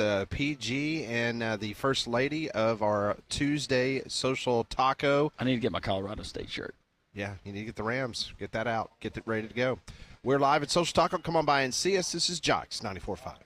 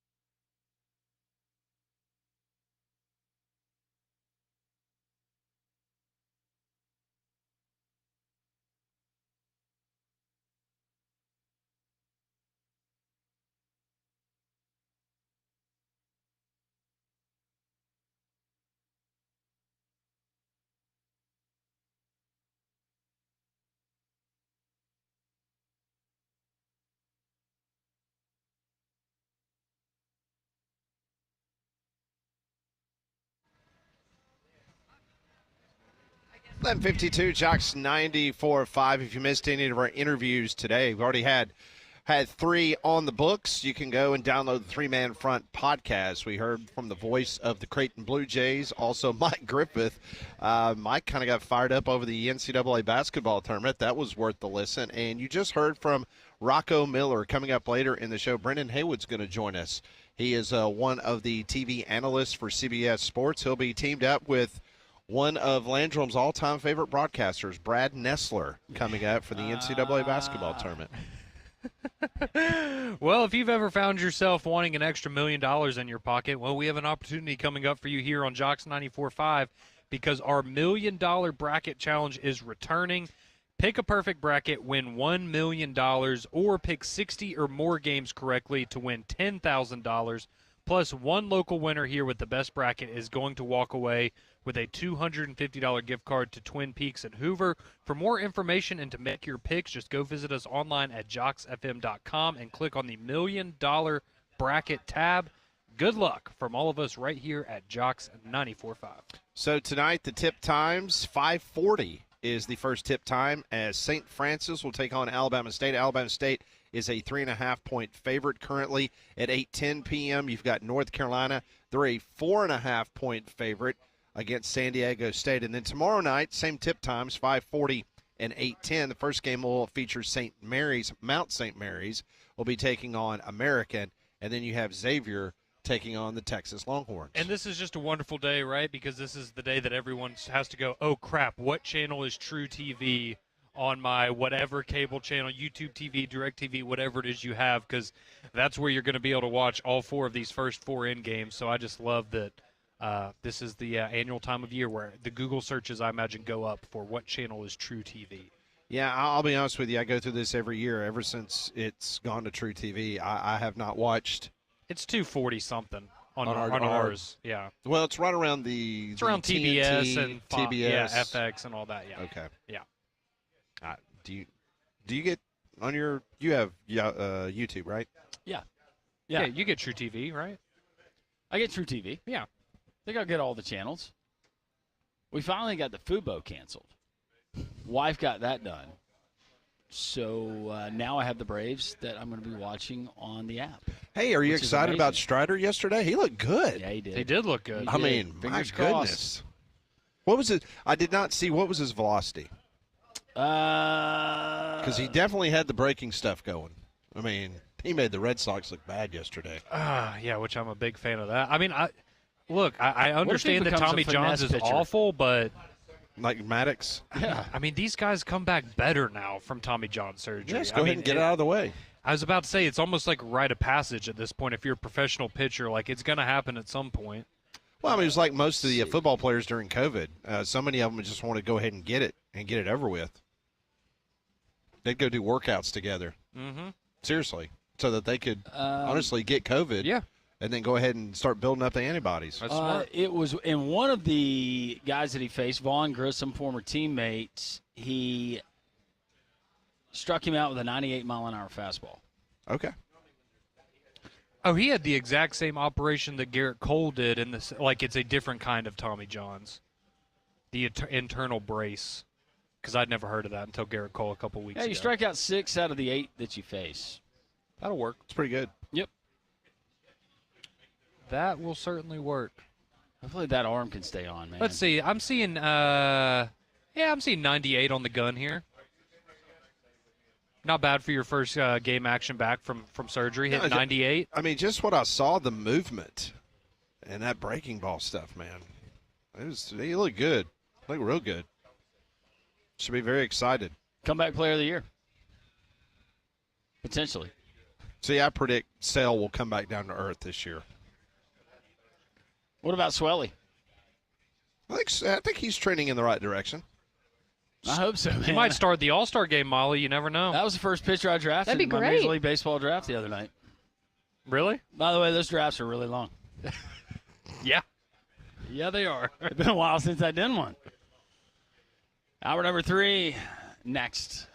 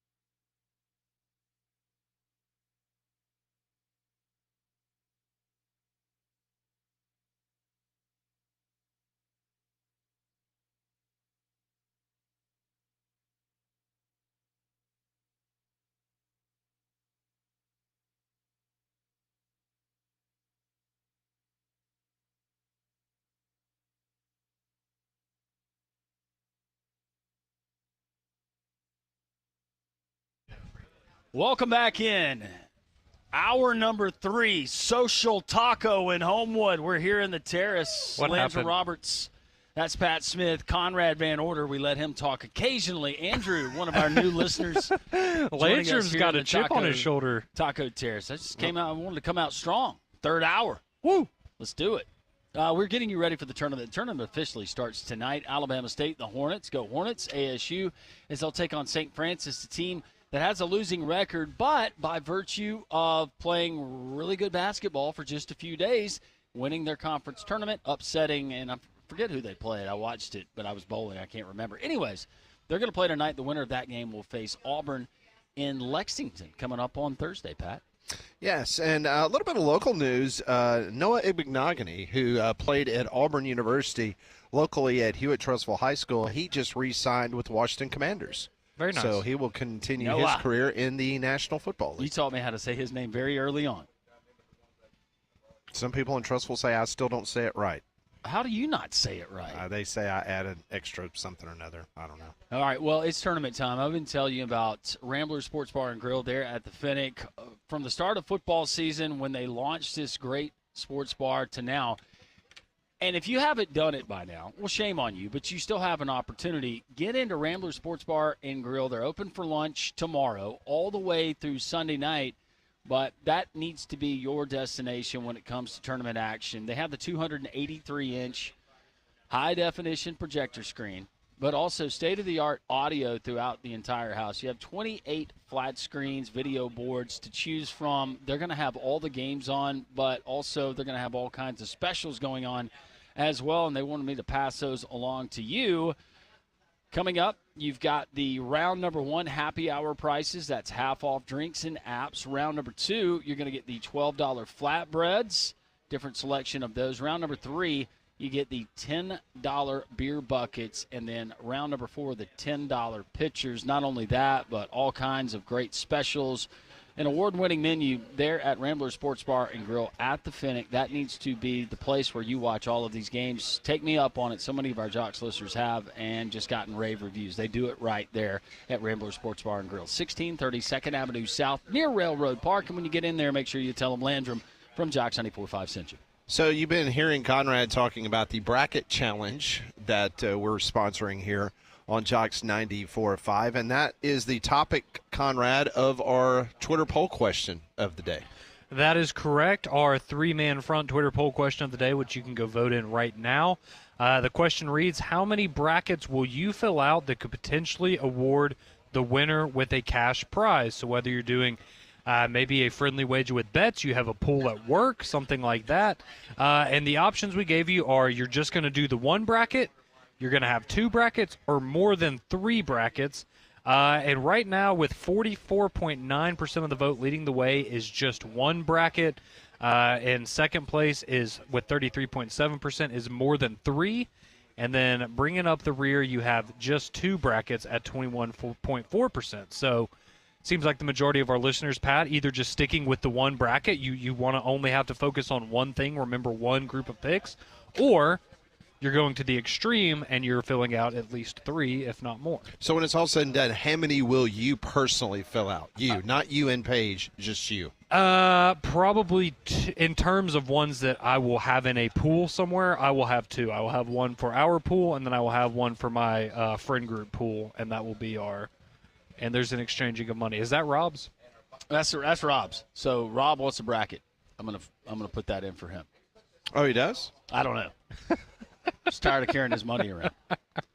Or that can be an extra entry for me, and I'll get Rob his money back. But no, take that down. Because you just convinced me. I didn't know all these people were doing multiple brackets. I know that you can. All right, so how many will you have? I will have 2, and my wife will have 1. Okay, and Molly, you will have. Paid you for the other 2. Molly's already put 2 in ours that we have. Are you anywhere else with your friend group from Nebraska, or just the 2 with us? I have the 2 for y'all, and then 1 with my friend group in Nebraska. But on my tournament challenge app, I think I've made 3 so far. My goodness, so you got like 6 brackets? Yeah, but the 3 on my app are just kind of for fun. Like one of 7, them is, the one on her wall. How is your? Yeah, true. I've got so many questions about the wall. So the tape, how did you cut that, or did you tear that evenly? It depended on the round.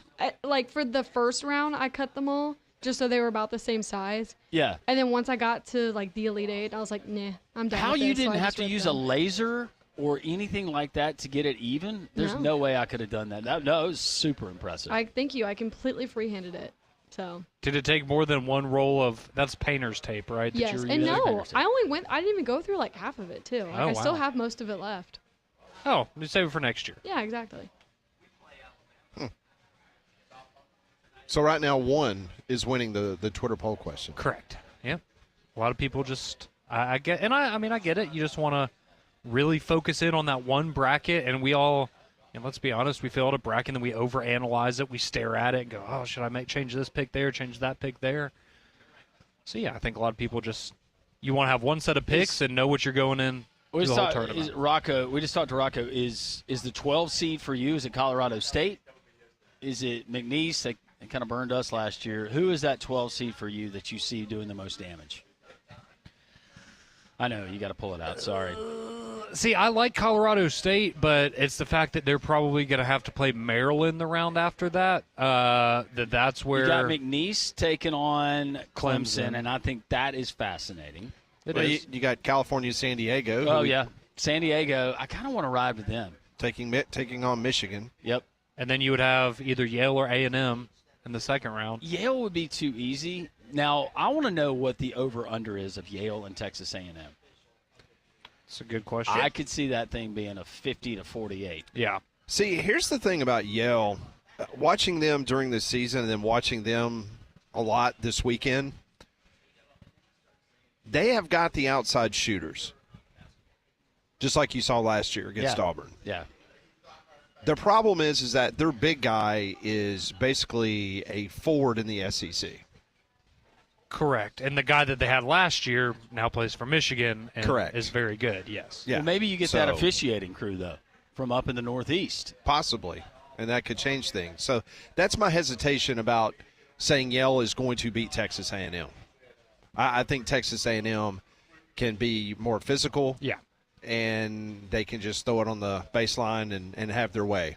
Seems like Yale would be better suited for a team that did not play their style. Where they frustrate you, they slow you down, they take you out of things that you normally are comfortable doing, and then all of a sudden you find yourself trying to play to their style, and they're a lot more antiquated to be able to pull it off.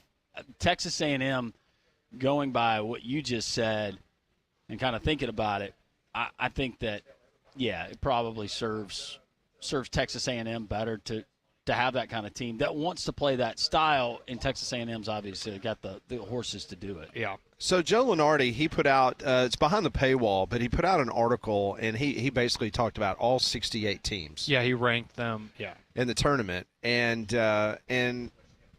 he was talking about Auburn, and so on each team he says why they will advance, why they won't advance, and etc. So I'm just going to tell you what he said about Auburn. He says the Tigers limped to the finish line during the regular season, allowing Texas A&M and Alabama to shred their defense by controlling the offensive glass. Broom's health is a legitimate question mark, as is Baker Mazara's ability to control his emotions and remain on the floor. A first-round loss to Yale in last year's tournament is also fresh in their minds. That's the reason why he says they won't advance. I disagree with him about Janai Broom. I know it's been a very long season, but to me, there's been no signs that he is nursing anything outside of the fact that you just played a 30-plus game season. No, he was tired, and he was playing in a physical SEC tournament, and that's one thing that do we forget what he did against Alabama a week ago? Yeah. I mean, maybe is getting lost in all of this is the SEC and the physical style that we play and how games are called. I know we're going to get some of those officials for the NCAA tournament, but you get different officiating crews. Auburn certainly knows that with that crew that did the Auburn-Yale game last year that then got pulled off of every other game in the NCAA tournament. That's interesting.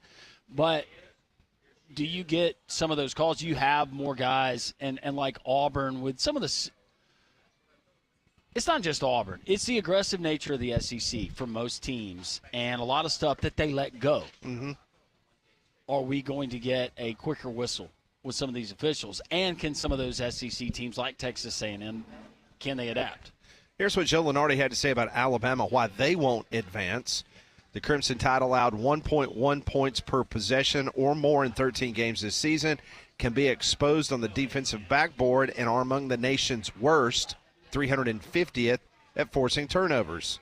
On a night when the shots aren't falling from beyond the arc, their inconsistent defense could be what sends them back to Tuscaloosa sooner than expected. Yeah, and what Rocco said about St. Mary's and what Alabama likes to do. So it is a contrast of styles. Alabama likes to get out and transition, and St. Mary's is maybe, according to Rocco, and I'm paraphrasing, one of the best in the business at just eliminating transition. They're gonna run interference, and they're gonna make you slow it down.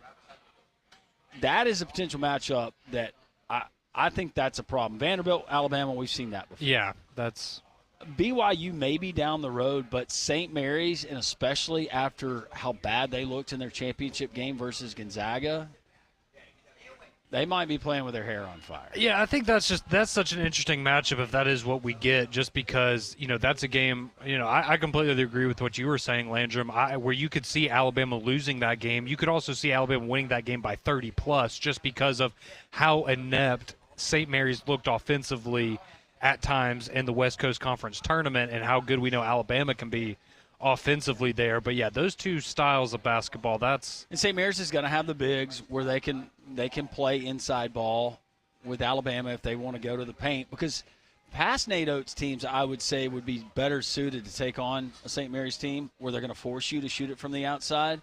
This Alabama team, it's hit or miss. Yeah. No, I think you're spot on with that. I think Vanderbilt would be – I know we talked a lot about, these teams, once they get in the NCAA tournament, you just want to avoid other SEC teams. I think this is one of the few opportunities where you look at it and you go, yeah, if I'm Alabama, I'd much rather play Vanderbilt than St. Mary's on Sunday. 1-800-239-WJOX. Let's go to our good friend Glenn in Colorado, joins us here on Three Man Front. Hey, guys. Happy Social Taco Tuesday. Happy Taco Tuesday, Glenn, you need to come down here and join us one Tuesday. We have a good time. I will. I told my wife it is a bucket list. We will come down for a surprise visit for Social Taco Tuesday. We'll make it happen. Look forward to it. What's happening today? Hey, so I filled out my Jocks 94 bracket, even though I'm not eligible to win, which is fine. It's going to be a lot of fun. The only SEC team I have in the Final Four is Auburn, but my pick to take the whole thing is St. John's. And I think this is Rick's year. If anyone has seen St. John's defense, oh my gosh, especially when they switch and the problem that Auburn has, and especially Alabama, it's the same thing on offense and defense.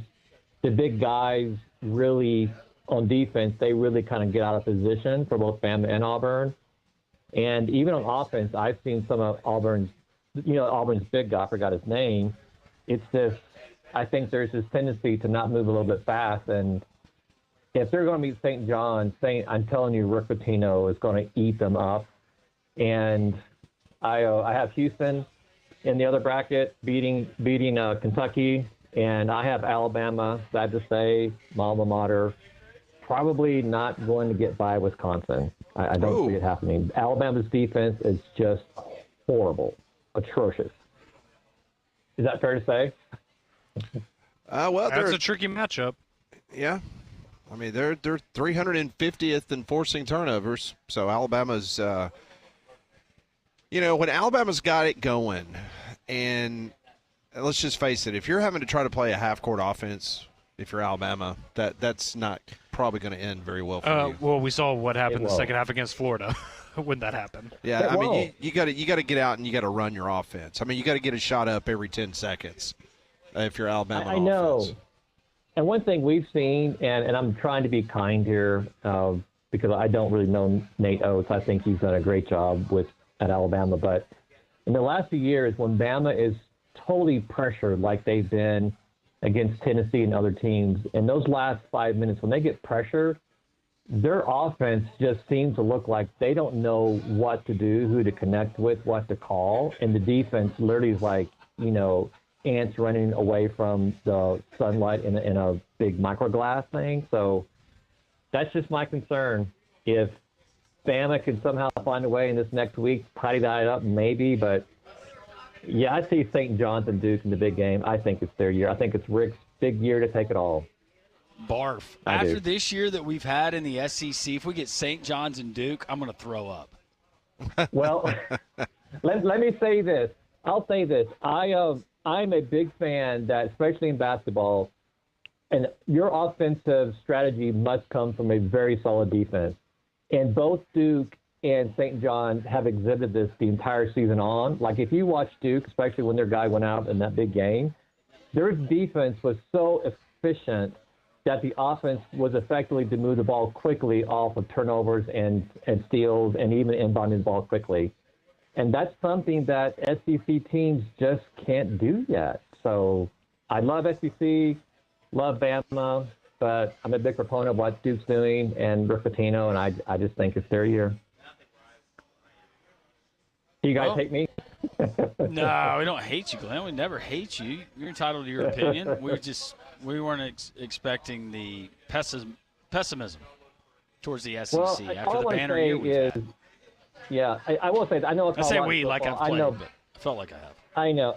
I just say that if you just watch Duke, watch St. John's, transition, switching on defense, the big guy underneath on defense, watch how they set things up, not just on half court, as Pat was referring to, but the whole full court offensive setup from inbounding the ball.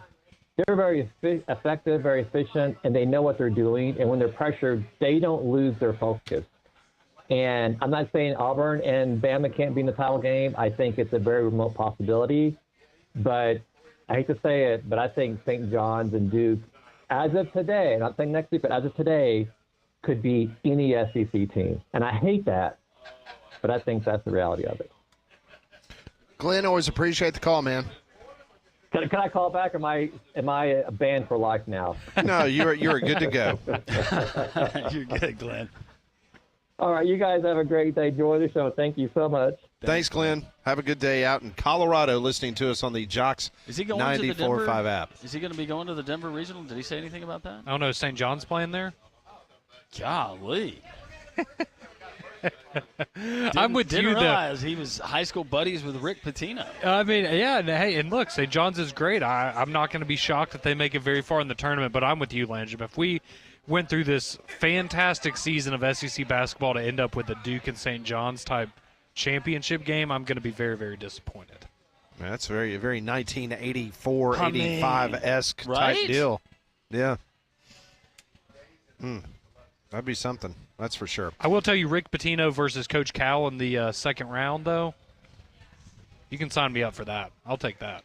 We are live at Social Taco, located on the Taco Terrace. We've already had a couple of new listeners stop by and see us. Don's not here today. He's at the Beau Rivage or Harrah's or wherever he is. Yeah, we appreciate Andrew dropping by. Richard Burr has joined us now. FSU Dave, of course, and all the other regulars. You can join us here at Social Tacos. We broadcast until 2, 10 to 2 every single Tuesday throughout the year, and we appreciate our friends at Social Taco. But don't forget, coming up this weekend, if you want brunch before some of those second-round games begin, you can get into Social Taco. Brunch on Saturdays and Sundays, 10 to 2:30. It is the Bottomless Tapas Brunch. It's one of the best you're going to find anywhere in the country at Social Taco. socialtaco.bar for more information. Join us here. We'll be here until 2 o'clock. Give us a call, 1-800-239-WJOX. Brendan Haywood's going to join us next hour from CBS Sports. Talk about the bracket. He's teamed up with Brad Nessler. He'll be in Denver, I believe, this weekend with Ness. That'll treat him altitude and those chords. That's going to be a good combo for Brad. Love you, Ness. Miss you. Yep. So we will talk to his partner coming up at the top of the hour. This is Jocks 94.5.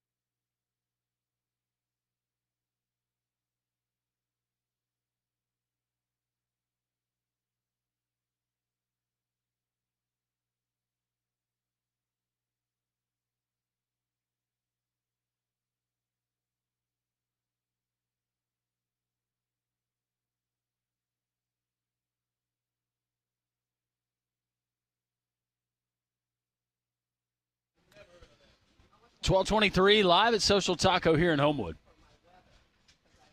Appreciate Bud dropping by.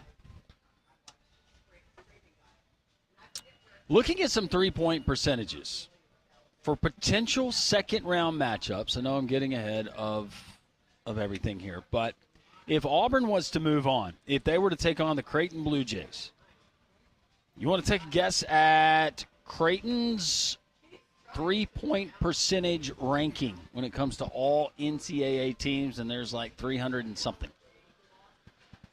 Just the percentage of three-pointers they hit? Yes, their three-point percentage as a team. I'm going to say 200. I'm going to say 142. All right, you think they're ranked 200? Mm-hmm. You said 142. Creighton is officially the 183rd best team in the country at three-point shots. Okay. At 33.9%. That is just ahead of UAB. Okay. I wanted to do that for perspective because UAB was not a very good three-point shooting team this season. It's not what you traditionally think of Creighton with in the Doug McDermott days. Yes. That's what I was getting at. Creighton, they're not they've raining had some threes teams anymore. that were really, really good at raining threes. Correct. Well, when they played in Tuscaloosa, I think they hit 8 3-pointers, and I think they shot 29% against Alabama. And that was one of Alabama's worst three-point. Now, Alabama won by, I think, 12, 11, 12. 10, 12. Something like that, yeah. Alabama shot, I think they only hit 6 3-pointers the entire game. And so from a percentage standpoint, they were worse than Creighton in that game, but they had their transition offense going. Well, and they're one of the best teams shooting two-point shots in the country. So they were able to take care of business there. I've given you Creighton's. You want to take a guess at Louisville's ranking? I want to say Louisville's better. I'm gonna go 150. I'll go 120. This really surprised me. Louisville is 228th. 228th in the country at three-point percentage as a team. I went the wrong way. Just for reference, Auburn is in the top 50 in three-point percentage as a team. Alabama is 121st. Yep. Alabama's potential second-round matchup, St. Mary's. Take a stab. What they were. Three-point percentage. Well, it went down after they went 0 for 20 in the conference championship game. That's a good point. I'm going to say they're St. Mary's. Yeah, I think they're going to be like low 100s. I'll say like 115. I'll go 116. That game versus Gonzaga must have really hurt them. 268. Okay. Well, I mean, they are a defense-first program. I'm just throwing it out there. Three-pointers matter, especially in a tournament. It's and we see a interesting lot that of them getting thrown up. It's interesting that you said that because there were some people that was tweeting in, our good friend Nick Kelly from AL.com, and he got a little animated on social media. He was using emojis. That's why I said he was being animated. About, people saying Alabama lives and dies by the three-point shot. And yeah, he says, no, that is not true. No, that's people who haven't been watching this Alabama team. Yeah, he said that is not the case at all. Their first priority on their offensive game plan is getting to the free throw line. That's number one. Yep.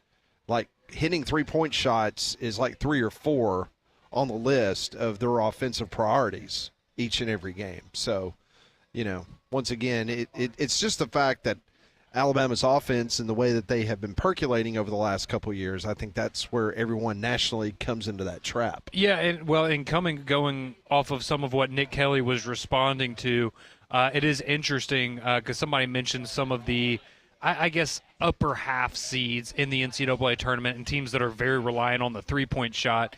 Landrum mentioned Louisville and how their efficiency from three-point range is not great, but they have the volume, so that could come into play for Auburn. But when you look at Alabama, both BYU and Wisconsin, teams that you could potentially see in the Sweet 16 if you're Alabama, those are both teams that are more reliant on the three-point shot than Alabama. Yeah, BYU's pretty good at shooting it. Yes. And so that is your spot where, you roll into a game like that and the other team's going to shoot 45% from three. You're probably not going to win that basketball game. But it does also open up the opportunity, as we know, for you shoot 25% from three and you're that reliant on it if you're BYU or Wisconsin, and it's going to be very, very difficult for you to keep up with an Alabama team that's top 5 in the country in two-point shooting percentage. Yeah, BYU 36th in the country shooting the three. Yale, though, and Pat referenced it earlier, Yale can knock down the outside shot.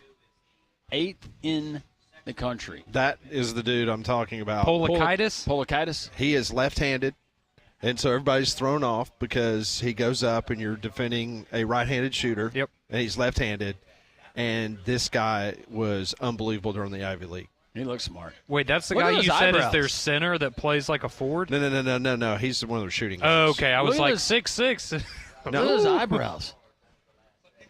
He has those done, doesn't he? There's no way they naturally grow that way. They look like commas above his They eyes. do. They look like sideways perfect commas. Yeah. I think the guy that I'm thinking of, I think his last name is Townsend. That sounds right. Yeah. Nope. Is their forward? Well, I guess they probably say he's their center. It's like Grant Nelson last year having to play the 5, even though he wasn't a Here, let me see if traditional I can 5. pull up who he is, because I got a feeling Yale might be one of those teams a lot of people might be interested in. I'd say I think after last year and getting another SEC team in round 1 and an A&M team that we are all very familiar with, and at least we know, if Wade Taylor goes, so does A&M, and if Wade Taylor doesn't go, then it's here rough. he is, Nick Townsend. He's 6'7". Okay, that's your biggest. That's the tallest. No, they have a guy that's 6'10", but he's not a starter. And watching Allerton. He's raw, man. He's like that baked potato I had last night, raw. Did you have baked potato too? No, I had mashed potatoes last night. I had a baked potato in honor of your St. homeland. Patrick's Day. Yeah, I appreciate that. Wait, so did you have the corned beef, Pat? No. No. Are you kidding me? No. For whatever it matters, I'm looking at teams participating, and it was USA Today that did a ranking of mascots for all the teams and participating, and like how cool the mascots are. Yeah. So it's the actual mascot themselves, and number 1, University of Cal San Diego with the Tritons. Look at this guy. Yeah, he's special. He is special. Oh, it's like is that like Poseidon? That's cool. You would know all that. I don't know. Somebody didn't take Greek mythology in college. I don't believe in other gods. Conrad. Okay. From a historical All right. standpoint, not There's- from a. There's one God. Yes, I agree with Okay. that. So you take all that, you take it outside, you can go do it in the street. It's a public street. Don't do it in here. Man. St. John's or St. Francis Red Flash comes in at number 2. Okay. What is that? I don't know. What is? I don't know. Okay, sorry. That's tied in somehow to, I guess, Catholicism. Oh yeah. Oh okay. Well, I guess that's just never mind. That's I the gave same him- God. yeah. It doesn't count. Yes. Man, some interesting mascots and pictures we're getting. He's here. creepy looking. Who? The St. Francis mascot. Oh. The teeth. Yeah. Troy made it at number 9. And St. Mary's comes in at number 11. No Albee or Big Al that I'm seeing here. Alabama State comes in at 14. Hornets, and, cool. And they, and the comment they give is Hornets are scary as you know what. Yeah, they are. That's They fair. are. That's why I carry that big can of spray that saved me, Pat, and about 75 children that morning on that live show. It increases every time he tells the story. It really does. started There's off like with just there's you a- and- it was like him. it was me and Landry and It was like two other villages. people. It And was now two it's villages. 75. Yeah. It's two Pat and I villages. are in Honduras. It was the entire population of Southside. Was having lunch. We were taking aid to these remote villages, and these giant hornets out of nowhere. They were the size of bobcats. There's They murder were the hornets. size of bobcats. And I saved everyone. That's what Molly saw in the parking lot that one day. It was a Yes. hornet. Auburn comes in at number 63 apparently on this list. So boy. Alabama maybe What? you finished. Yeah, I don't. Albie's always number 1 or number 2 nationally. I Yeah. know. Did Big Al not even make the list? I'll say, did they forget about him? Big Al. Okay. Big Al came in at number 22. And the author says, shout out to me, the biggest Steely Dan fan. Okay. There you go. The Crimson Tide. Yeah. There's a great rendition of I felt Deacon like I was Blues. there. Yeah. That was crazy. All right, more three-man front. We're live right here at Social Taco. Be here until 2 o'clock, top of the hour. Brendan Haywood's going to join us from CBS Sports, talk about his bracket, what he's got coming up this weekend as he's on the call with Brad Nessler for CBS. That's all coming up in the next half hour. This is Jocks 94.5.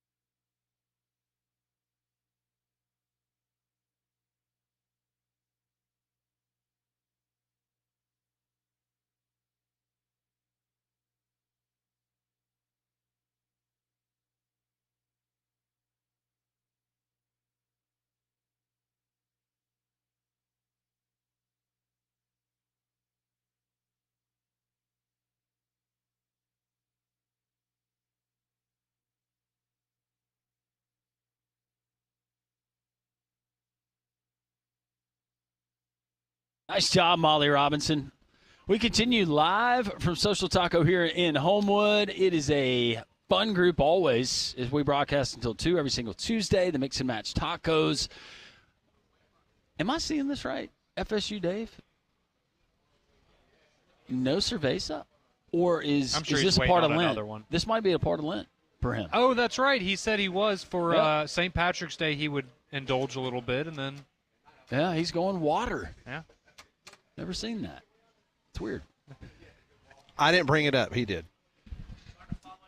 Well, no, you don't. I just. You're inspiring the people, Andrew. I'm sure the people at Social Taco appreciate it with their beer sales declining. Yeah. here on Tuesdays. Oh, he'll be back on that horse before too long, right? 205-834-9450. That is the text line. We'll get some of your texts, but Prize Picks tell you about it all the time, and it is a great place to engage in daily fantasy sports where you can be a winner, and it's really, really easy. It's not overcomplicated. You go to Prize Picks, just go on your phone, your computer, you download the app today. It's free and easy. Set up an account, and when you do so, enter promo code WJOX. And then when you begin playing your first $5 play, win or lose, you're going to get $50 instantly kicked back to your account. So you download the app, you enter promo code WJOX, and you play your first $5 play. Win or lose, you get $50 instantly. Tonight we got college basketball, and this is all on player projections. We will start with our in-state team, the Alabama State Hornets, taking on St. Francis of Pennsylvania. Get that one at 5:45 tonight as a part of the opening round. Conrad, you're looking at Alabama State right now. Here are the player projections. Amar Knox, more or less than 14.5 points. Okay. C.J. Hines, more or less 14 points. Or T.J. Madlock, more or less 14.5 points. Yeah, out of those, I would probably take I would probably go more on C.J. Hines if I was picking one out of there. He's had 20 points in their SWAC tournament final game the other night, averaged over 15 points a game there in the conference tournament. So, yeah, I'd like him to keep his hot streak alive and go more of the 14 points. I'll go North Carolina on this next one. R.J. Davis of the Tar Heels, more or less 16 points. Be careful with this one. You know, I think with all of the drama surrounding North Carolina, they're going to come out and want to prove a point tonight, and R.J. Davis is their leader. So I'm going to go more. I am too. I think and that's the way it's going to work out. North Carolina's going to win this game. They're going to win this game. It seems like it, yes. All right, so we're going to go more than 16 points to R.J. Davis, and then we're also going to go more C.J. Hines, 14 points. They score more than 14 points or more than 16, respectively. I'm going to be a winner. You can as well. Prize Picks. Download the app. Promo code WJOX. $5 play, win or lose. You get $50 instantly. We appreciate Prize Picks. So the Alabama Crimson Tide back on the practice field as, spring practice is going on. Yeah, that's going on. So they got one practice, and then they're going to take spring break. So they're trying to get in these 15 practices. We already know that the spring is going to be a little bit different in regards to their spring game or the A-Day game. But yesterday, Deion Sanders, Coach Prime, head coach of the Colorado Buffaloes, he made national headlines because he's got an idea of how to fix all this spring game business. ESPN2 will broadcast spring game on the 19th. We got to sell this thing out and pack this thing because the way the trend is going, you never know if this is going to be the last spring game. I don't believe in that. I don't really want to condone that. I would like to play the spring. Actually, I like to play against another team in the spring. That's what I'm trying to do right now, to have it competitive. Playing against your own guys kind of get monotonous, and you really can't tell the level of your guys because, it's the same old. Everybody kind of know each other towards the end. I would like to style it like the pros. I would like to practice against someone for a few days, then you have the spring game. And I think the public will be satisfied with that tremendously. I think it's a tremendous idea. Yeah, I've told those personnel who should understand that it's a tremendous idea. I love where he's coming from here. And I wish that all the other coaches in college football would get on board, but there's just no way that that's going to happen. That is pie in the sky. And I'm not talking about continuing the spring game. You can do that if you want, but playing another team. You think coaches are buttoned up about playing a spring game with their own squad going against each other? Can you imagine trying to call and get another school? Now, Deion probably doesn't care. I mean, he might take the attitude, they all know who's on my roster. I know who's on theirs, but that's refreshing to hear that. But unfortunately, I think that, once again, Deion's going to be on an island on this one. So I know this morning you guys were talking on Morning Jocks about Syracuse has already, at least on social media, says they're all about coming out to Boulder. Fran Brown, their head coach, he tweeted at Deion Sanders yesterday, essentially saying he's all on board, and him and Deion had a little back and forth, and he said that he would be happy to take Syracuse out to Boulder for 3 days, go through some scrimmages out there with them, and and that's my thing. I think this is a fantastic idea. Would absolutely love to see it, like Landrum said, but I'm with you in the sense that how many teams are you going to get to buy into this? Because it is a really fun idea, but again, here's the difference. You don't have the guardrails set up, and it's still the Wild Wild West when it comes to the portal and NIL. Yep. The NFL, you have guardrails that are set up. Yes. You have a system in place, so it's not like you're giving away any state secrets or there's not the potential of someone poaching your guys. Yeah, well, I mean, I brought up the point this morning, and I understand, again, the landscape of college football is different than high school football and professional football. But what do you do when you're in high school, right? You're going to 7-on-7 camps. You're going and competing. You have jamborees. We would do jamborees. Where you're competing. Heck, we would play two teams. We'd play one in one half and then play another team in the next half. Exactly. And that's what you did growing up, and that's how you continued to develop, and that's how you got an opportunity to go up against other players as you were developing. Then you get to college, that completely stalls out. Then you go to the NFL if you're good enough to make it to the highest level of the sport, and what do? You go back to doing that. We all watch Hard Knocks. You see when these teams are practicing with each other and then going at it in a scrimmage and how that kind of plays out and the chippiness of it, but you're getting an opportunity to go up against other guys because, eventually you are going to learn the tendencies of your teammates. You're going to learn, kind of ways to win your position battles when you're going up against the same guy or the same 2 or 3 guys for months on end. So I guess I look at it from the standpoint of if this is what you do when you're growing up, and then this is what you do at the highest level of the sport, why can we not implement it into the college game, even though I understand the landscape is different? And don't you think the television partners would love it? Yeah. Of course they love it. I mean, as long as you're having two teams that basically have the same media rights deal, like the Big 12. That's added value for Colorado, them. They're not right. paying anything in the extra. ACC and Syracuse, having those two teams get together and play. I mean, now, do I think you're ever going to see an Alabama and Georgia playing in one of these together? No, well, they're not going to want to do that. And you also have to think about this in college basketball, because I could see someone making the argument, well, they play exhibition games. Well, yeah, they do, but in football, having a 5-on-5 in college basketball, maybe it doesn't make your team any better. But in college football, you can't take a Power 4 school and bring a D3 over and say, hey, let's scrimmage and we're going to get a lot out of this. It's different, yes. It absolutely is different. You've got linebackers that weigh more than their offensive linemen. Yeah, and that's why, we had somebody this morning, and I know this isn't quite as drastic as a jump, but what if you had, a rotating schedule, and I think we've even talked about it before, where you have Auburn and Troy, right? That's who your scrimmage partner is, Alabama and UAB. And A, there's a lot of states that couldn't do that, and B, are you going to get both sides to agree to that here? But those are the kinds of things that I think, knowing that that's even a conversation that's being had as far as fans go, that's the kind of stuff that gets you excited, right? You get to see these games that, we've gotten to see UAB play Georgia. We're going to see them play Tennessee this year. We haven't gotten to see them play Alabama and Auburn. This would be potentially an opportunity to see that, and you would have, I think, increased fanfare for something like that than just, the traditional spring games that you have right now, or modified spring games, whatever. We are live at Social Taco. Come on by and see us. We'll be here until 2 o'clock. Also a reminder that we will be out on Thursday and Friday. We'll be at Twin Peaks as we'll be celebrating Day 1 and Day 2 of the NCAA basketball tournament. Brendan Haywood's going to join us at the top of the hour. This is Jocks 94.5.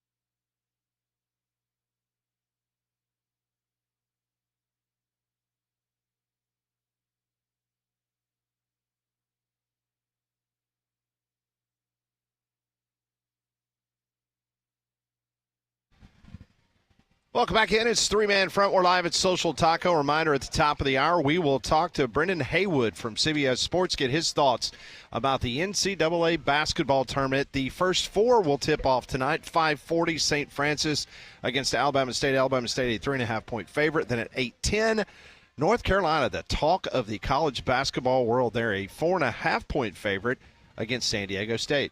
Well, for flu, pollen, and allergy season, keep your home cleaner with Trane's Clean Effects Home Air Cleaner. It removes up to 99.9% of airborne particles, including those contributing to allergy and virus, and it's proven to be more effective than standard and HEPA air filters. So contact a Trane certified dealer for the Clean Effects Air Cleaner. So this just out, the NCAA will now allow recruits and transfers to negotiate pay prior to enrolling at a school per the terms of the legal settlement between the NCAA and a group of attorney generals. Oh, that wasn't already allowed? No, Conrad. Nobody was doing that. Nobody was doing that. No, this is... The practice has largely been happening for the past year since a court injunction stalled the NCAA's effort. Do you guys remember the court case? I know there's been so many of them. It was when Tennessee brought it. Okay. It was when Tennessee AG Jonathan Skrmetti, he's the one that brought the lawsuit against the NCAA. And that would have been February of last year? I believe so, yep. So now the NCAA will not enforce its NIL recruiting rules or enact any similar policies. The NCAA must also publicize any new proposed rule concerning NIL opportunities on a dedicated public webpage for 5 years. Okay. So I guess that's just in the sake of more transparency in terms of what you're, I guess, so what now certain players are getting. Now you're getting paid at this school, but you want to leave, assuming for more money. Yeah. But now you can't blindly enroll in another school, and then negotiate what you're going to get. You can actually do it before you leave. That's genius, revolutionary. Why are we just now passing this? It's almost like the NCAA was like, yeah, we got March Madness. This is our baby. We're about to start this thing. Go ahead and just let them have it. See, this case stems from Nico. Yeah. It's the Nico rule. Because that was the private jet, and if he would, yeah. Because they were supposedly negotiating before he officially signed paperwork and that he was a student athlete, whatever you want to say, at Tennessee. And so that's when, Tennessee got the idea that, okay, well, NCAA is snooping around. They're gonna lay the hammer down on us again, kind of like they did with Jeremy Pruitt. And instead, the Tennessee Attorney General decided, hey, we're going to have to go after them. We're going to make sure that this does not happen. And that's what has happened. And now the NCAA has lost again. What a year for lawsuits. So we now have, first we had the Diego Pavia rule, and now we have the Nico Iamaleava rule. So state of Tennessee college quarterbacks are changing the game as far as NIL and eligibility goes. There's no doubt about it. The Courtesy GMC text line has been open. We have been taking phone calls, got plenty of guests today, plenty of conversation, but we'd love to hear from you on the Courtesy GMC text line. This text reads, the best NCAA tournament broadcast team is and was Ian Eagle and Jim Spanarkel. Don't know if they still get paired up. All right, I am looking here. We got our broadcast teams. I've got the whole list here. Is this for radio or for TV? I've got the TV in front of me. Okay. Ian Eagle is with Bill Raftery, Grant Hill, and Tracy Wolfson. That's a good group. Spanarkel is with Spiro Ditas and John Rothstein. Okay. That's that team. As a matter of fact, that is who you're going to have tonight at the for the first four. Are they on the North Carolina game? I believe so. That'll be great if Rothstein's on there doing the North Carolina game after his I don't. I'm almost positive that's who's doing it. Oh, that's gonna be great. Yeah, but yeah, they've got the Alabama game Friday, so they will leave.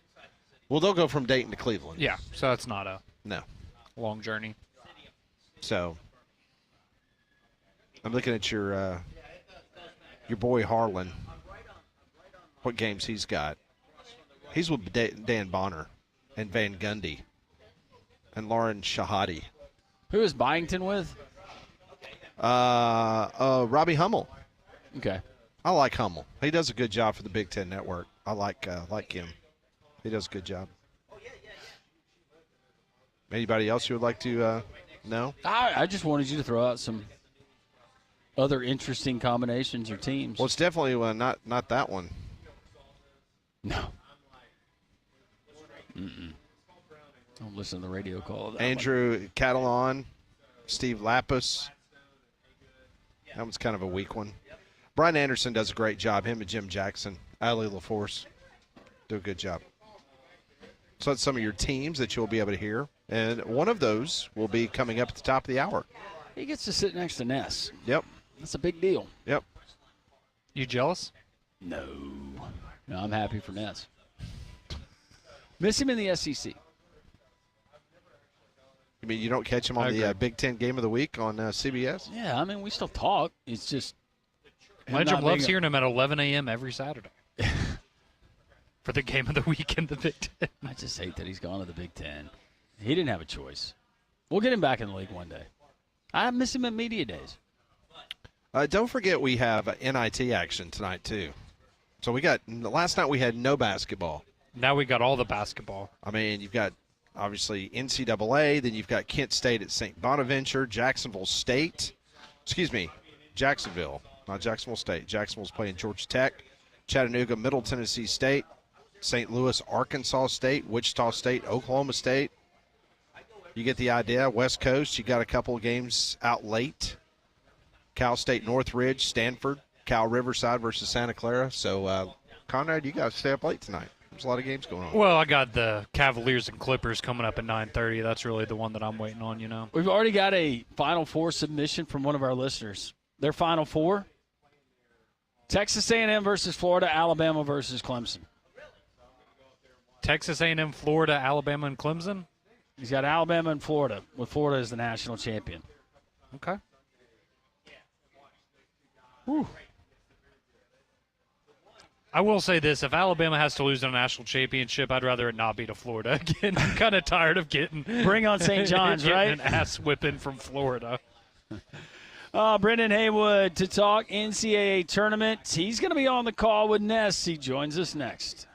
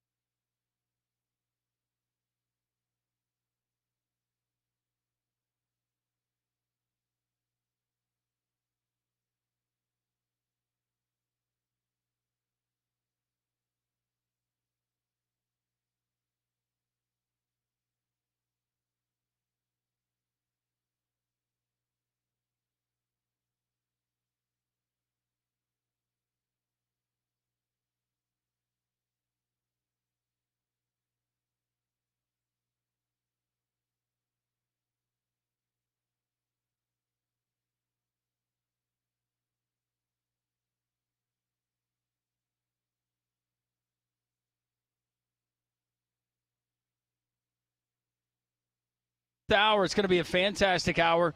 Guys, we're going to be checking in with Brendan Haywood and get a great look at the NCAA basketball tournament. He's going to be on the call as a part of CBS and their coverage of the NCAA men's basketball tournament, along with one of our favorites, one of my personal favorites, Brad Nessler. Always tell you about our friends at Dobbs Ford. Get into Dobbs Ford, Parkway East in Birmingham. Total transparency.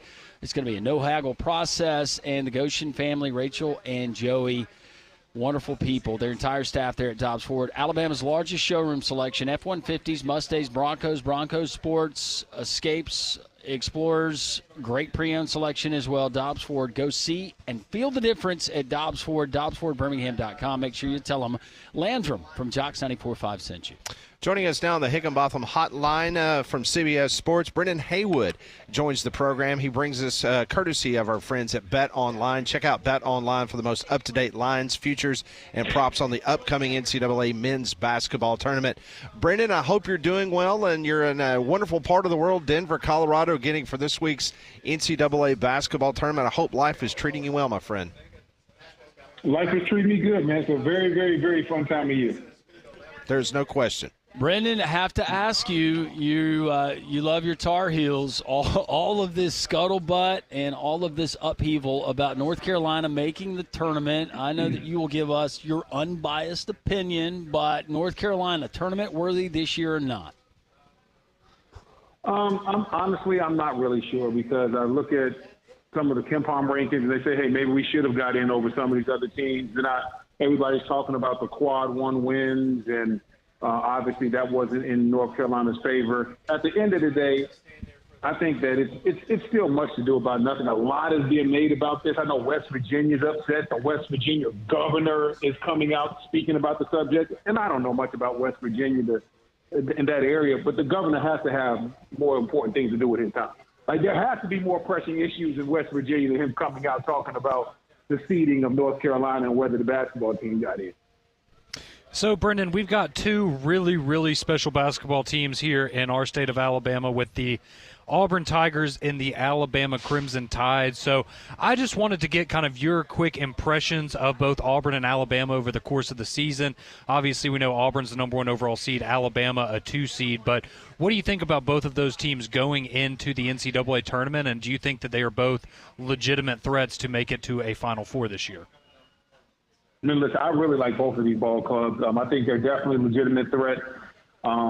When you look at Alabama, and you talk about a team that can flat out score the basketball, I think that their coaching staff has done a great job. They're going to spread you out. They're going to run good action. Now, I'm still iffy. Now, maybe you might know more than me because you're in the area. How healthy is Grant Nelson? Looks like he's questionable for Friday, but according to Nate Oates, he's expected back for round of 32 if they can win on Friday. Well, listen, man, if Grant Nelson's healthy, especially by that point, I think that the team has Final Four capabilities.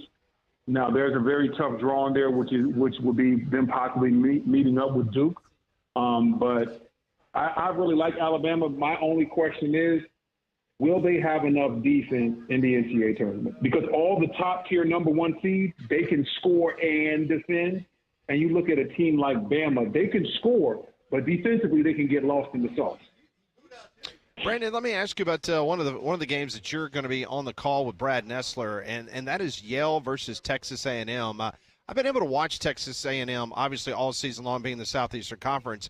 I caught Yale late in the season. I was impressed by what I saw in the Ivy League. Just talking about those two programs and kind of the dichotomy between the Aggies and, of course, the Yale team from the Ivy League. Well, listen, Texas A&M, when you talk about them being in the SEC, they've been tested. And in this matchup, and Yale's going to be very disciplined in what they do, but Texas A&M, hey, they beat Auburn this year. They have quality wins, and a lot of these teams in the SEC, I'm probably going to rank those teams a little bit higher just because they've been so battle tested. They've had to go on the road, play tough teams, get tough wins. And a team like Texas, if you can beat Auburn, you can beat just about anybody. So I think it's going to be a very good game, but I'm leaning towards Texas A&M in this. Brendan Haywood here, courtesy of Bet Online. You can check out Bet Online for the most up-to-date game lines, futures, and props on the upcoming NCAA men's tournament. Your experience as a college player there at North Carolina, you experienced being a high seed, and unfortunately, in your experience, you also experienced getting eliminated in the first round. From a player perspective, when you're a 3 seed, 2 seed, maybe a top seed, Coach is trying to stress these guys are here. They've earned, talking about upcoming opponent, they've earned their place in this tournament. How hard is it not to look at name on jersey, conference, players, heights, all of that if you're from a blue blood type program like North Carolina? It's incredibly hard. And I'll give you a story. So I want to say this would have to be my sophomore year. We're a 3 seed. We take on Weber State. And we're already looking past them. They have a guy named Harold Arsenault. His nickname was Harold the Show Arsenault. That was their best player. And our coach made the mistake. He was being very serious, but he said, hey, man, this guy he's 6'6", but he plays much bigger than that. He'd really be 6'8" if he had a neck. And we thought that was the funniest thing in the world. All week long, we're running around with our shoulders shrugged up to our ears, acting like we're Harold Arsenault, out here cutting up, laughing. And when we got out there on that court, Weber State was they were ready to play. We didn't take them that serious. Harold Arsenault hooked us up to a Ford F-150 and drug us all around the gym. And it was hard, and we just straight up looked past them. And so the best thing that a coach can do in that situation is really, really, really get guys dialed in on the main thing. Because it's just like everybody else, you can start looking past that opponent and say, oh, yeah, well, if we meet Duke or we meet this team 3 games away from that, no. You have to worry about the team that's right in front of you. And my sophomore year, we didn't do that, and we paid the price. Okay, well, kind of carrying on with that thought there, Brendan. Out of the number 1 seeds, I'm not going to sit here and ask you to predict, which 16 seed could upset a 1 seed because we know how rare that is. But when you look at Duke, Houston, Florida, Auburn, which one of those 4 number 1 seeds do you think is the most vulnerable in the sense of which one of those is the most likely to maybe have their season cut short in a Sweet 16 or in a round of 32 to where they're going to look back and go, man, that was a really disappointing run for us as a 1 seed in this tournament?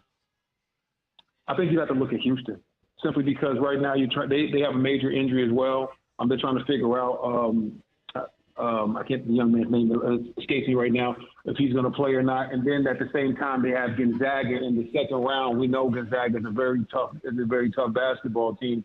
That's not the average 8-9 situation that you're looking at. So, well, if Gonzaga gets past Georgia, but a team like Houston running up against Gonzaga, possibly in the second round, that could be somebody where you look out there and Gonzaga makes the run and knocks Houston off early. So Houston will probably be the most vulnerable of the ones to me. Brandon, I wanted to ask you about another game that you guys will have in Denver, and that's UC San Diego and Michigan. So many people filling out their brackets, they might not know a lot about UC San Diego, but this is a sneaky good team, and if Michigan's not ready, this could be a difficult matchup. Your thoughts on that particular game? Yeah, like I said, I think that UC San Diego definitely is a very good team. Michigan, obviously, the Big Ten tournament champions, they're going to be coming in on a high, but you don't want to you don't want to overlook anybody. You want to focus on who's right there in front of you. And sometimes, playing in the Big Ten, some of those Big Ten games offensively can be challenged. So Michigan's going to have to be up to par. They're going to have to be able to score the ball when needed, or else this ball game could go either way. Brendan, I'd love to get your perspective as a former player and doing what you do now, but you look at this Bruce Pearl Auburn basketball team and losing 3 of their last 4 after being lauded and praised for much of the season and being the number 1 team in the country for 7 weeks. You lose 3 out of your last 4. Could that be a blessing in disguise for this team, or do you see maybe signs of trouble for Bruce Pearl and the Tigers? I think it can be a blessing in disguise. When you're winning ball games, it's really hard. I'm not going to say it's really hard, but it's harder for the coach's message sometimes to reach guys. If you play a team that you were supposed to beat by, let's just say, 15 points, and you only end up beating them by 5, but you win, and your coaches can talk to you about what you're not doing right, but because you're still winning, you don't really hear them as much, especially when you're that young. But when you're losing ball games, the coach can put on the film and just be like, hey, we lost. I've been talking to you guys about getting back on defense or rebounding or taking quality shots. And then they can go show you what you didn't do well and then how it correlates to why we didn't win the game, and it can really reel guys back in. So Auburn is a very talented team. I love Broome inside. Like, most teams don't have a player as good as him that you can throw the ball into him and really just, hey, things are going crazy. We can throw the ball into an inside presence and we can get a good shot for himself or one of his teammates because he's a good passer. Like, most teams don't have that. I think they'll be just fine. Coach Purr will have those guys fired up. They'll be ready to play, and I think they'll learn from these losses. Brendan Haywood is joining us here on Three Man Front, courtesy of Bet Online. Check out Bet Online for the most up-to-date games, lines, futures, and props on the upcoming NCAA men's tournament. All right, Brendan, I did want to ask you another 8-9 matchup. I know you were talking about Gonzaga and that being a team that you could see potentially pulling off the upset of Houston, but how about on another region where you have UConn, the two-time defending champions? They're the 8 seed taking on the 9 seed Oklahoma. I kind of wanted to get your thoughts. Do you have any early thoughts on that matchup, but more specifically, just what you've seen from UConn this year, and is this a team that if, things start going right for them in the NCAA tournament, we could see them go on a run, or is this just a significantly less talented UConn team than we've seen the last 2 years?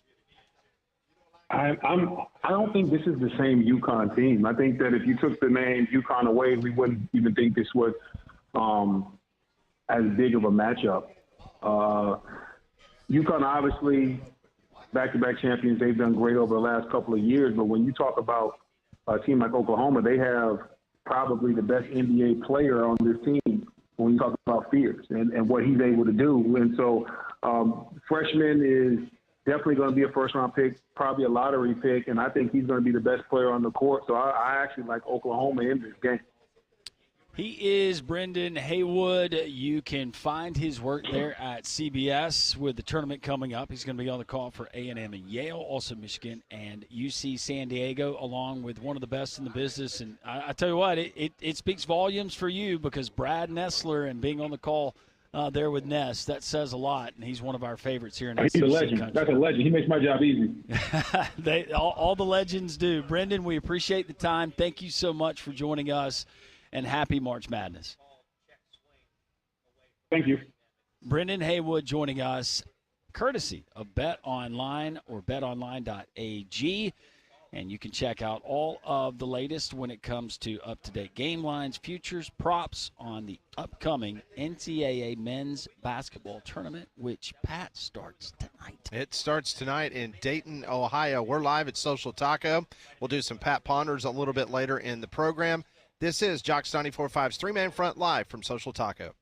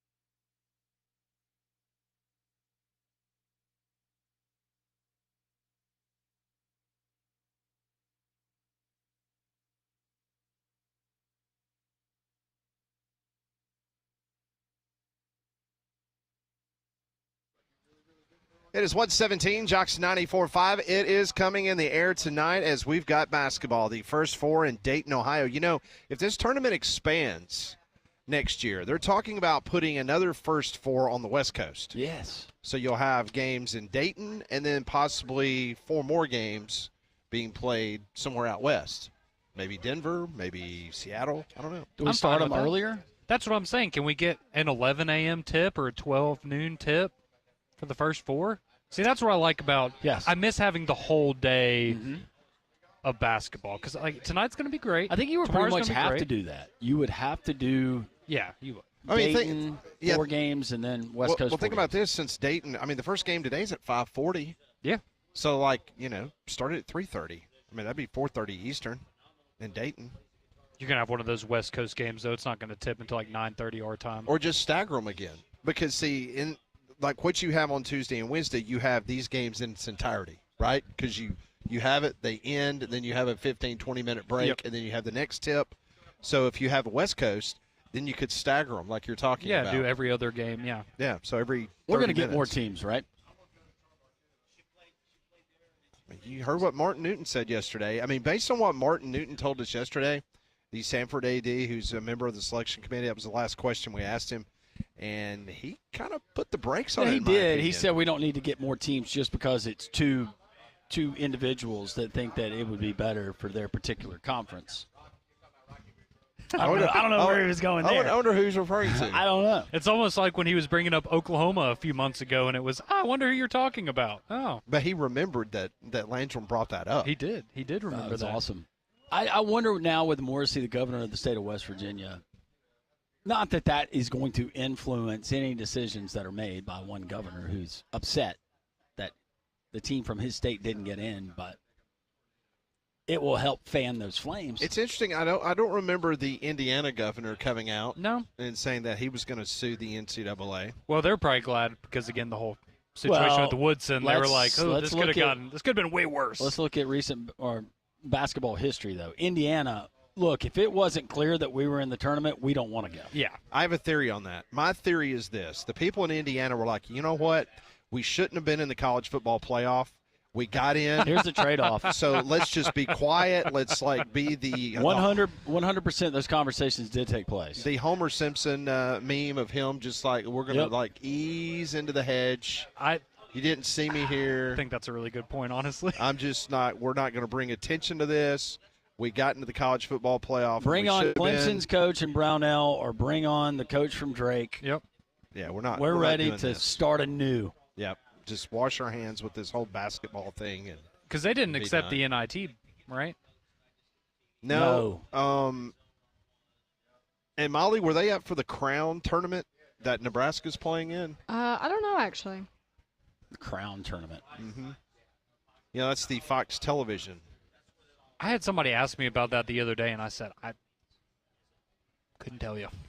Couldn't tell you. There's big schools playing in it. Let's see. Well, Nebraska, as you mentioned, the Corn. Let's see. I have not filled out my bracket for the college basketball crown. Oh, yeah, okay. You've got Arizona State, Boise, Butler, UCF, Cincinnati, Colorado, Georgetown, Nebraska, Oregon State, USC, Nova. Okay. Tulane. Yeah, you've got a solid slate there. Is the payout more? I'm just looking at the sponsors, and I think they're playing in Vegas, right? Yeah. The whole tournament. It's kind of like the tournament that Alabama played in at the beginning of the season. Yeah. Maybe a lot of NIL opportunities. First round is at MGM Grand. Quarterfinal, MGM Grand. Semifinal, T-Mobile Arena. Now, I do like this. The entire tournament is 1 week. Starts on Monday, championship game on Sunday. 1 week, you're done. I like that. In Vegas. It's a good idea. Tell you what, there's that 2 week period in Vegas where there are literally like 4 conference tournaments that are wrapped up. Yeah.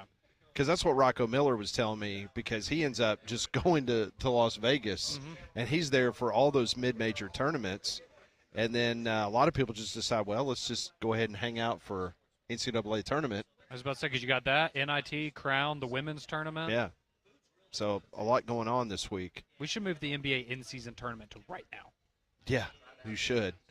But the Courtesy GMC text line, 205-834-9450. If you'd like to get a call in as well, 1-800-239-WJOX. So Weber State, and we were talking to Brendan Haywood about his past tournament experience, and they were making fun of the guy that their coaches were telling him about, that he'd be 6'8" if he had a neck.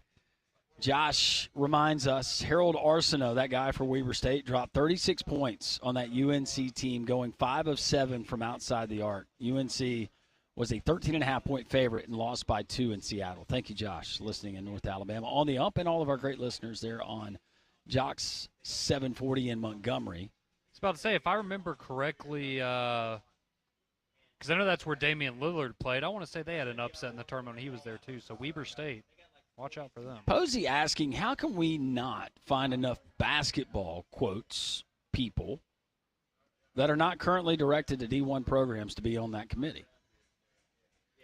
Well, I think it brings up the point you brought up earlier, Landrum, which is, okay, we can go that route. You certainly have plenty of options, but do you want people on the committee that are not directly, I guess, immersed in the world of Division I college basketball? Do you want that outside perspective, or do you want to roll the dice and take it with the people that are in the sport day one, or 365 days a year? Posey also adds, we should start up an NIL marketplace, list yourself for sale, and coaches could list what they need. Craigslist for the portal? Yes. Why not? I'm in the market for a 6'8", 24-year-old power forward. I was about to say, there's a section on no criminal history. There's a section on Craigslist where you can list yourself. Great teammate, and works well with others. That would be wild. FYI, Spencer Strider did not have Tommy John surgery. He had surgery to repair his ulnar his UCL. He also struck out 6 of the 8 batters he faced yesterday. Love the show. I love you. Chop on. Go Braves. Yeah, that's what I was saying. He had that internal brace surgery, which is, I guess, a less intrusive version of Tommy John's, and it allows you to recover quicker. Same thing that Garrett Cole just had. About Mark Sears, you guys think it was a wash, him coming back this year? Do you think he is even going to get drafted? No, I don't think he'll get drafted, but I don't think it was a guarantee that he was going to get drafted last year. He is a guy, in my opinion, that will work his way onto an NBA roster, and he can be a very solid backup point guard in the NBA. I think that is his path, if he so chooses. We were talking about Yaxel Lindeborg and being left off of those All-American teams that we got from, was that the AP? Yes. Yeah. The listener chimes in and says, I'd increase my donation to UAB's NIL if it meant Yax would stay at UAB for another year. You want to share that number again, Landrum, that you believe he would command on the open market? $1.5 to $2 million. Mm-hmm. I believe that solid cheddar. Somebody would offer him $2 million. I just don't know if – I don't know what Yax is going to do. I hope he's at UAB.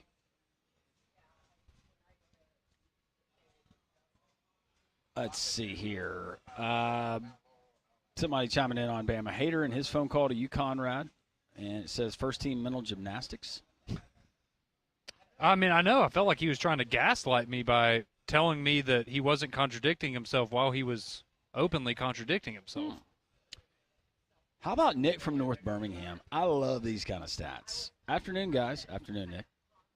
Here's a wild stat for March Madness. The past 18 out of 20 champions of March Madness had a shade of blue for their official team color. I saw that yesterday. You don't like that, do you? Now, can we put a patch on there? I'll call Nate Oates. Hey, can we put a little blue patch on the jersey? You do think about it, though. Florida do. Auburn. But I'm just thinking about past champions. North Carolina. North Carolina. It's worked out well for them. UConn, I mean, I guess UConn, that's blue. No, that's navy blue. That's blue. Kansas, yep. Kentucky. God. You read that one. I can't believe I missed that one earlier. Robert reminding us that Kevin Harlan will be calling Troy versus Kentucky Friday night. Can't wait. Very nice. I guess Landrum will be listening to that one on mute. No, I love Kevin Harlan. I do. You're the one who started that nasty rumor. I think it was Pat. It was not Pat. It was you. Remember when we had an alliance, and Pat was just here in the middle, and now that was a long time. Now y'all have an alliance against me. At least you realize it. Seasons change, Conrad. You had convinced them. PG comes up to me and said, I thought you'd really won Employee of the Month. I was like, I did. And he was like, no, but the way they were talking about it, they were making it seem like it was a fake award. I was like, no, it was legitimate. I thought he was going to talk about the tennis ball in his mouth. Yeah, no, we're not talking about that one. We are not talking about that one. Oh, Jody says no sitting athletic director should chair the NCAA committee. And I guess that's the other question. So are we fine with them being on the committee, just not the head of the committee?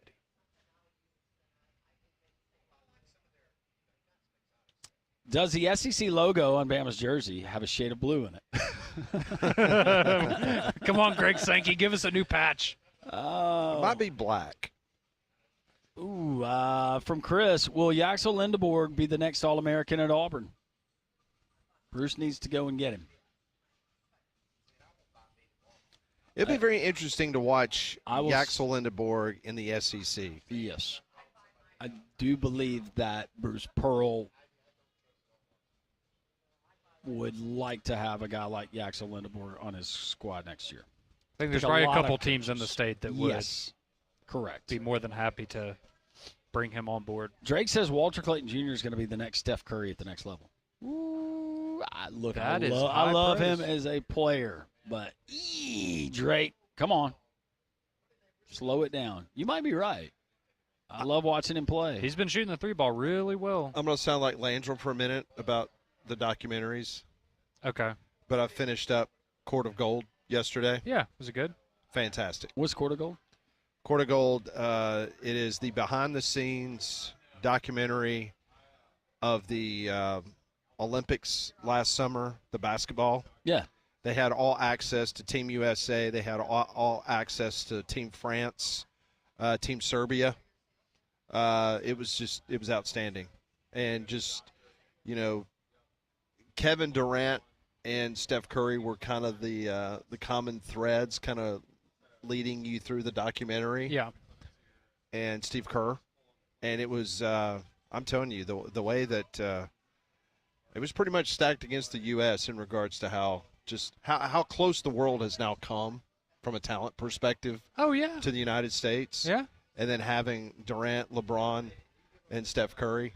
I was about to say, I think that's why they all said we got to go for this one more time and make sure we how everybody in the world was saying that the Americans are all old. Yeah. And if you punch America in the face on the basketball court. Yeah, they're just going to, they're not going to know how to Then they're going to start fighting amongst each other. Yeah. And then, and then the absolute opposite happened. So, because I completely forgot, what a big lead Serbia had.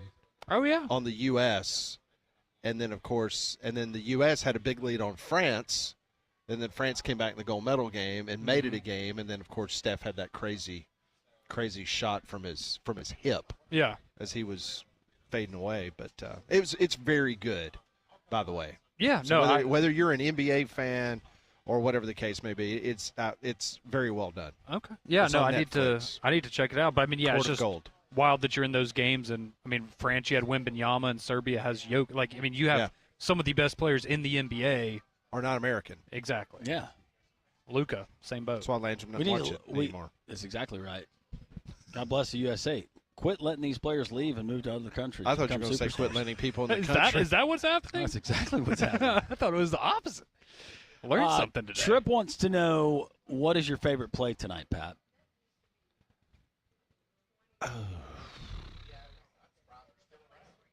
You're not loading up on the Tar Heels? I really like Alabama State. I do too. I like Alabama State in the 3.5. Mm-hmm.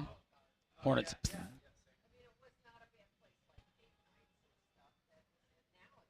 I have not committed to play anything yet. Well, tomorrow we're going to get Landrum's Patriot League NCAA Tournament lock of the century, right? American taking on Mount St. Mary's? American. That American team will not be denied. I can promise you that. It's a little early preview. I'll have the full breakdown tomorrow. Good afternoon, guys. Great show. Bama will have an NCAA patch that is light blue on its jersey when they play all teams. That's true.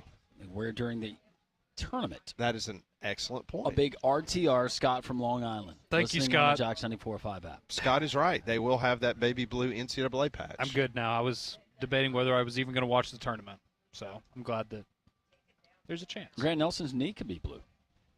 I hope not. I really hope not.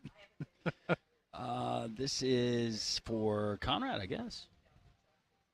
Why is Sears not a draft pick, but Phylon is?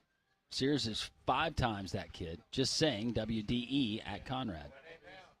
I mean, I'm not going to tell you that your opinion's wrong. I think LeBaron Phylon is 10 times more talented as a basketball player than Mark Sears is. That doesn't mean that he's been better than Mark Sears this year, but LeBaron Phylon's a freshman. Mark Sears has been playing basketball for 5 years now in college, and the NBA likes youth over guys that are older and have more experience and more tread on the tires or more wear on the tires. So, yeah, I think Mark Sears' size is what's going to hold him back. Same thing as last year. But Phylon's that dude. That Kentucky game, he was the best player on the floor of that game. Pat, who do you believe texted in this? Conrad, the con man. Stop being so argumentative and defensive over callers' opinions until you learn to change a tire. Was that JK? That's JK. I was just pointing out the fact that you did get fired up. I did, because he was making a stupid point, and when I called him out for it, he doubled down and said he wasn't making that point. So, and now you're doubling down by saying he had a stupid point. He did, in my opinion. Thank you for the text, 205-834-9450. All right, we'll do some Pat Ponders as we're about 30 minutes away from the Paul Feinbaum Show. We're live at Social Taco. This is Jocks 94.5.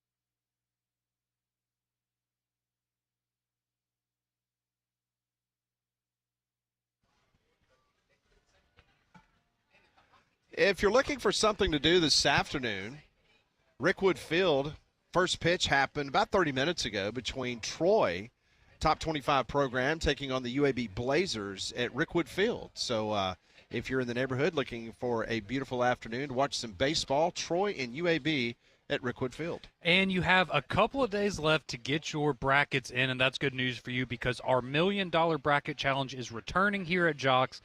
You pick a perfect bracket, you're going to win $1 million. If you can pick 60 or more of your games correctly, you're going to win $10,000. Plus, one local winner with the best bracket is going to walk away with a $250 gift card to our friends over there at Twin Peaks. For more information and to make your picks, just go visit us online at jocksfm.com and click on the $1 Million Bracket tab. Good luck from all of us here at Jocks 94.5. All right, we do this every day. I come up with questions. They give me answers, brought to you by Courtesy GMC. This is Pat Ponders.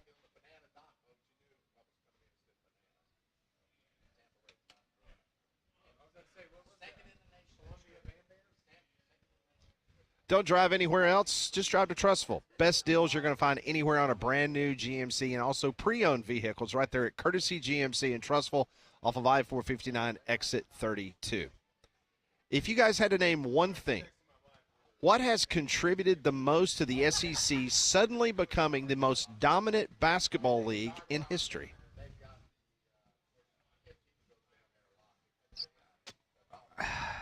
So this goes back a number of years. And I might be totally biased on this, but I will say I will start with Auburn hiring Bruce Pearl. And I think what he brought into a program that, as we know, Auburn basketball was really nothing to talk about, and turning them into the monster that they have become. In return, Alabama going out and getting a guy like Nate Oates, recruiting at a very, very high level. And I think you have then seen the rest of the league kind of follow suit with a number of those teams. Not to say, obviously, Kentucky, Tennessee, some other programs were having success and doing just fine.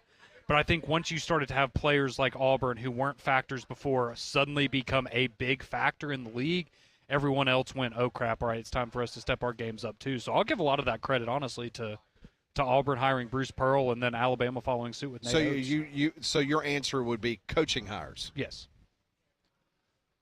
I will go with the meeting that Mike Slive had with his ADs and his basketball coaches way back when, and saying, guys, we have to remedy this. There is no excuse for us to only have this number of teams representing our conference. This is a great league. We got to bulk up our non-conference. It's going to be better for everyone. I give credit to Mike Slive. I will also, if you want to go back even further back, I would go back to the early 90s and saying Arkansas coming into the league, a legit basketball program. Because that kind of balanced Kentucky out at the time. It did. It balanced Kentucky out, and you had a team that shortly thereafter they won a national championship. And I think it maybe where it was, well, that's just Kentucky, that's what they do, it made maybe people in the conference more aware, okay, well, now it's not just one of those. Now we've got two of those type teams, and slowly started trickling up. But no, what you said about, Bruce Pearl, legit. Nate Oates, absolutely. I mean, look about how competition's good for everyone. Well, and think about how positively we talked about a guy like Mike White, and that was a guy a couple of years ago that Florida was. I mean, he's a great coach, and Florida said, no, we need to be even better than this. We need to take this even further than what he has. Obviously, he's had great success at Georgia. They go and get a guy in Todd Golden, and you just see how, even these really good coaches have had to move around in the conference just because the expectation level is so much higher. I also like that now you're not getting – there's not that one school that just says, yeah, we're going to ride it out with this guy for 7 years, and we can be in the basement.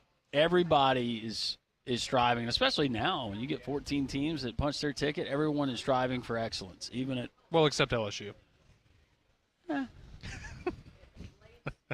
just had to throw that in there. What do you think, Molly? What do you women's think the basketball number one reason That's is? right. That's right. I think money, honestly. I mean, how else are you able to invest in all these great coaches and players like Bruce Pearl or Nate Oates? I agree, the investment. Because they love the campus life and the tradition, Molly. It's dollar bills. It's money. I agree with Molly. I think that has been a huge factor because back in the old days, they just did not put forth the money for the facilities. And now, of course, NIL, things of that nature, you're seeing the budgets explode from basketball in the SEC. Question number 2. What is more likely to happen next year at this time as we prepare for the 2025 NCAA basketball tournament? I'm going to give you some options. Either Alabama or Auburn is a number 1 seed, UAB and Samford back in the tournament, or a 76-team bracket. Which one of those threes is the most likely to happen next year as we get ready for 2025's tournament? UAB and Samford are back in the tournament. That's my guess. Okay. Pat, what was the first one again? First one was either Alabama or Auburn, a number 1 seed. I don't think it's that one. No, I'm going to go UAB and Samford too. Yeah. You know what? I'm going to go the fun route. I think it's a 76-team tournament. I think that something happens, and they're able to move this along, and next year we have 8 additional teams in the tournament. Because there seems to be I guess it just seemed for a number of years that there was a little bit of pushback on that, and I feel like at this point we've just broken through to the point where we've accepted that it's inevitable. And so if they feel motivated to get it done in the next 12 months, I could see it happening. Okay. Question number 3. Do you know anyone in your friend group that does not fill out some form of NCAA tournament bracket? No. No. I don't have friends like that. I'm going to unfriend them if I find out that they haven't. No, seriously, everybody that I know, friends and family. Does Gringo? Yeah. Where's Gringo? He was helping. Probably somebody with a fish challenge or something. No, he was helping somebody move their camper off some property. Oh, okay. Yeah, so this is actually kind of funny. I'm texting him now to make sure that I don't have this mistaken. But my best friend in the entire world could not care less about sports. Doesn't do brackets. Doesn't do any of that stuff. So I have one friend, and it just so happens to be what's her name? My best friend. His name's Houston. Paige. No, Paige. Paige, I will give her credit. A bracket out. She never filled a bracket out until 2 years ago. Loves it now. Like your buddy Houston doesn't like sports at all? I mean, he'll watch it. Like if we're, on Saturdays in the fall, he'll hang out and watch Alabama or Auburn football, but he's doesn't have a rooting interest, doesn't follow sports. It's a very bizarre existence, but it works for him. What do you guys talk about? Life. Ugh. Our feelings. Feelings. All right, question number 4. Why do you think Florida State coach Mike Norvell, one of the most media-accessible coaches in all of college football, has now decided to close practice to the media? Gosh. That's Gus. That's Gus. He is so paranoid. That's good. Gus is so paranoid. So you think Gus is the reason? Gus has got, yeah. Telling you, there's one game that Gus wants to win. It's the opener at Doak Campbell versus Conrad's Alabama Crimson Tide. What was the bet? If you lose, if Alabama loses that one, what is it? It was something with me and Dave, wasn't it? It involved a can of tennis balls? Hopefully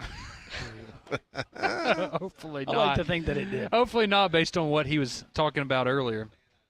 No, I think it's because Mike Norvell knows that they're in for another rough year this year, and he doesn't want to expose them to the media and start taking the criticism now. He's trying to delay the inevitable, that when they hit the field against Alabama, they're going to get smoked. You'd like to think that. And they're going to improve. They're not going to go 2-10. They're going to go 3-9 this year. See, I was going to say in fear of another 2-10 season already. He doesn't like what he sees on the field. Doesn't like it.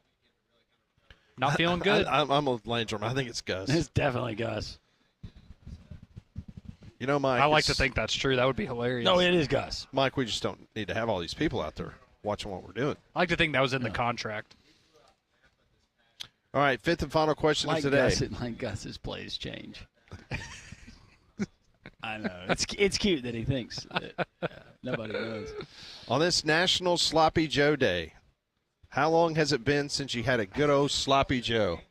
Elementary school? Like kindergarten? Middle school? Never ate the sloppy joes.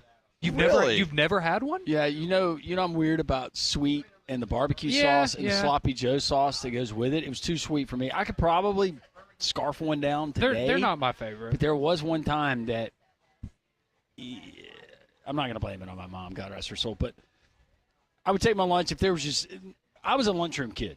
I would eat 99% of my lunches in the lunchroom.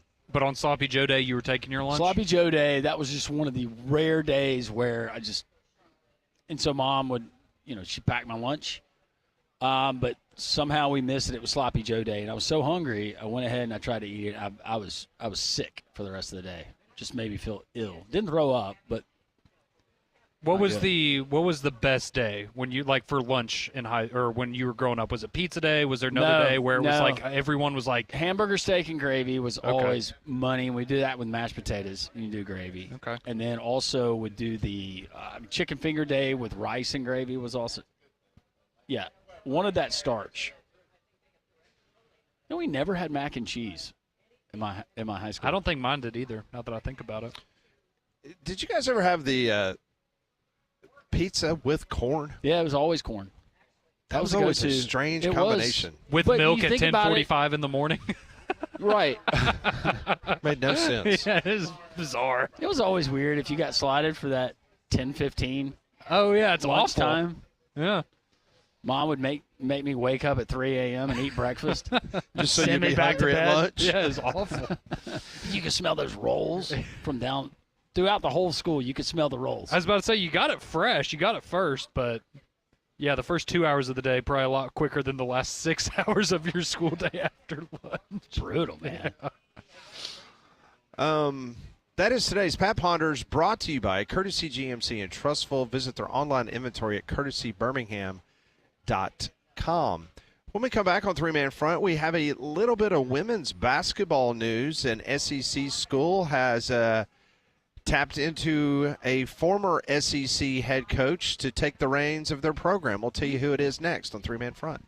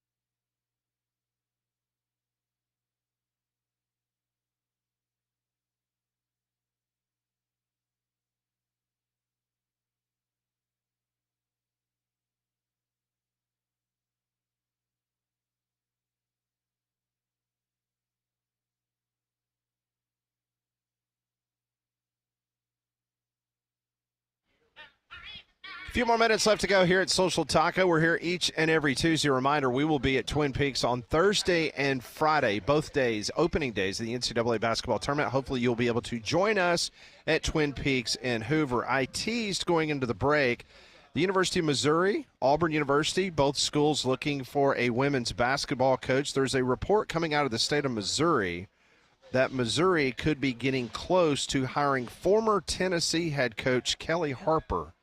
If you watch SEC women's basketball on the SEC network, Kelly Harper is one of the main studio hosts there. She was let go by the University of Tennessee just a year ago. It was kind of weird, her sitting in the studio and commenting about Tennessee Volunteers basketball. But Mizzou, their longtime coach, had stepped down prior to the SEC basketball tournament. And so Kelly Harper, according to PowerMizzou.com, is a leading candidate for that job. I'm not really sure, Landrum, if you've seen any other names for the Auburn position, but I think Kelly Harper was also a name that some Auburn people had brought up potentially. So we'll see what happens with Kelly Harper. I am looking at some of the candidates that were put out. This would have been about a week ago. And let's see here. I'm seeing Mississippi State's coach, Sam Purcell, maybe being one of those. Kelly Harper was one of those. And I'm trying to see who else here. Missouri State head coach, Beth Cunningham. Her name is mentioned. Las Vegas Aces assistant, Charlene Thomas Swenson. Have you seen Grand Canyon's women's basketball coach? No, I have not. I'm trying to remember if that's Go ahead, do a Google. No, that's I know who you're talking about. She's a good basketball coach. She is a good basketball coach. She's also very popular on social media. Yeah, I would Okay. I would say that she's probably been mistaken for Livy Dunn once or twice in her life. Yes. They look very similar. Very, very similar. Let's try to get one more call in before we get out of here. Let's go to Sam, who joins us on Three Man Front. Hey, Sam. What's up, guys? How are you? you? Hey, man, what's happening? Good, good. I'll make it quick. Conrad. Yeah. The Phylon Sears, I texted in and asked you about it.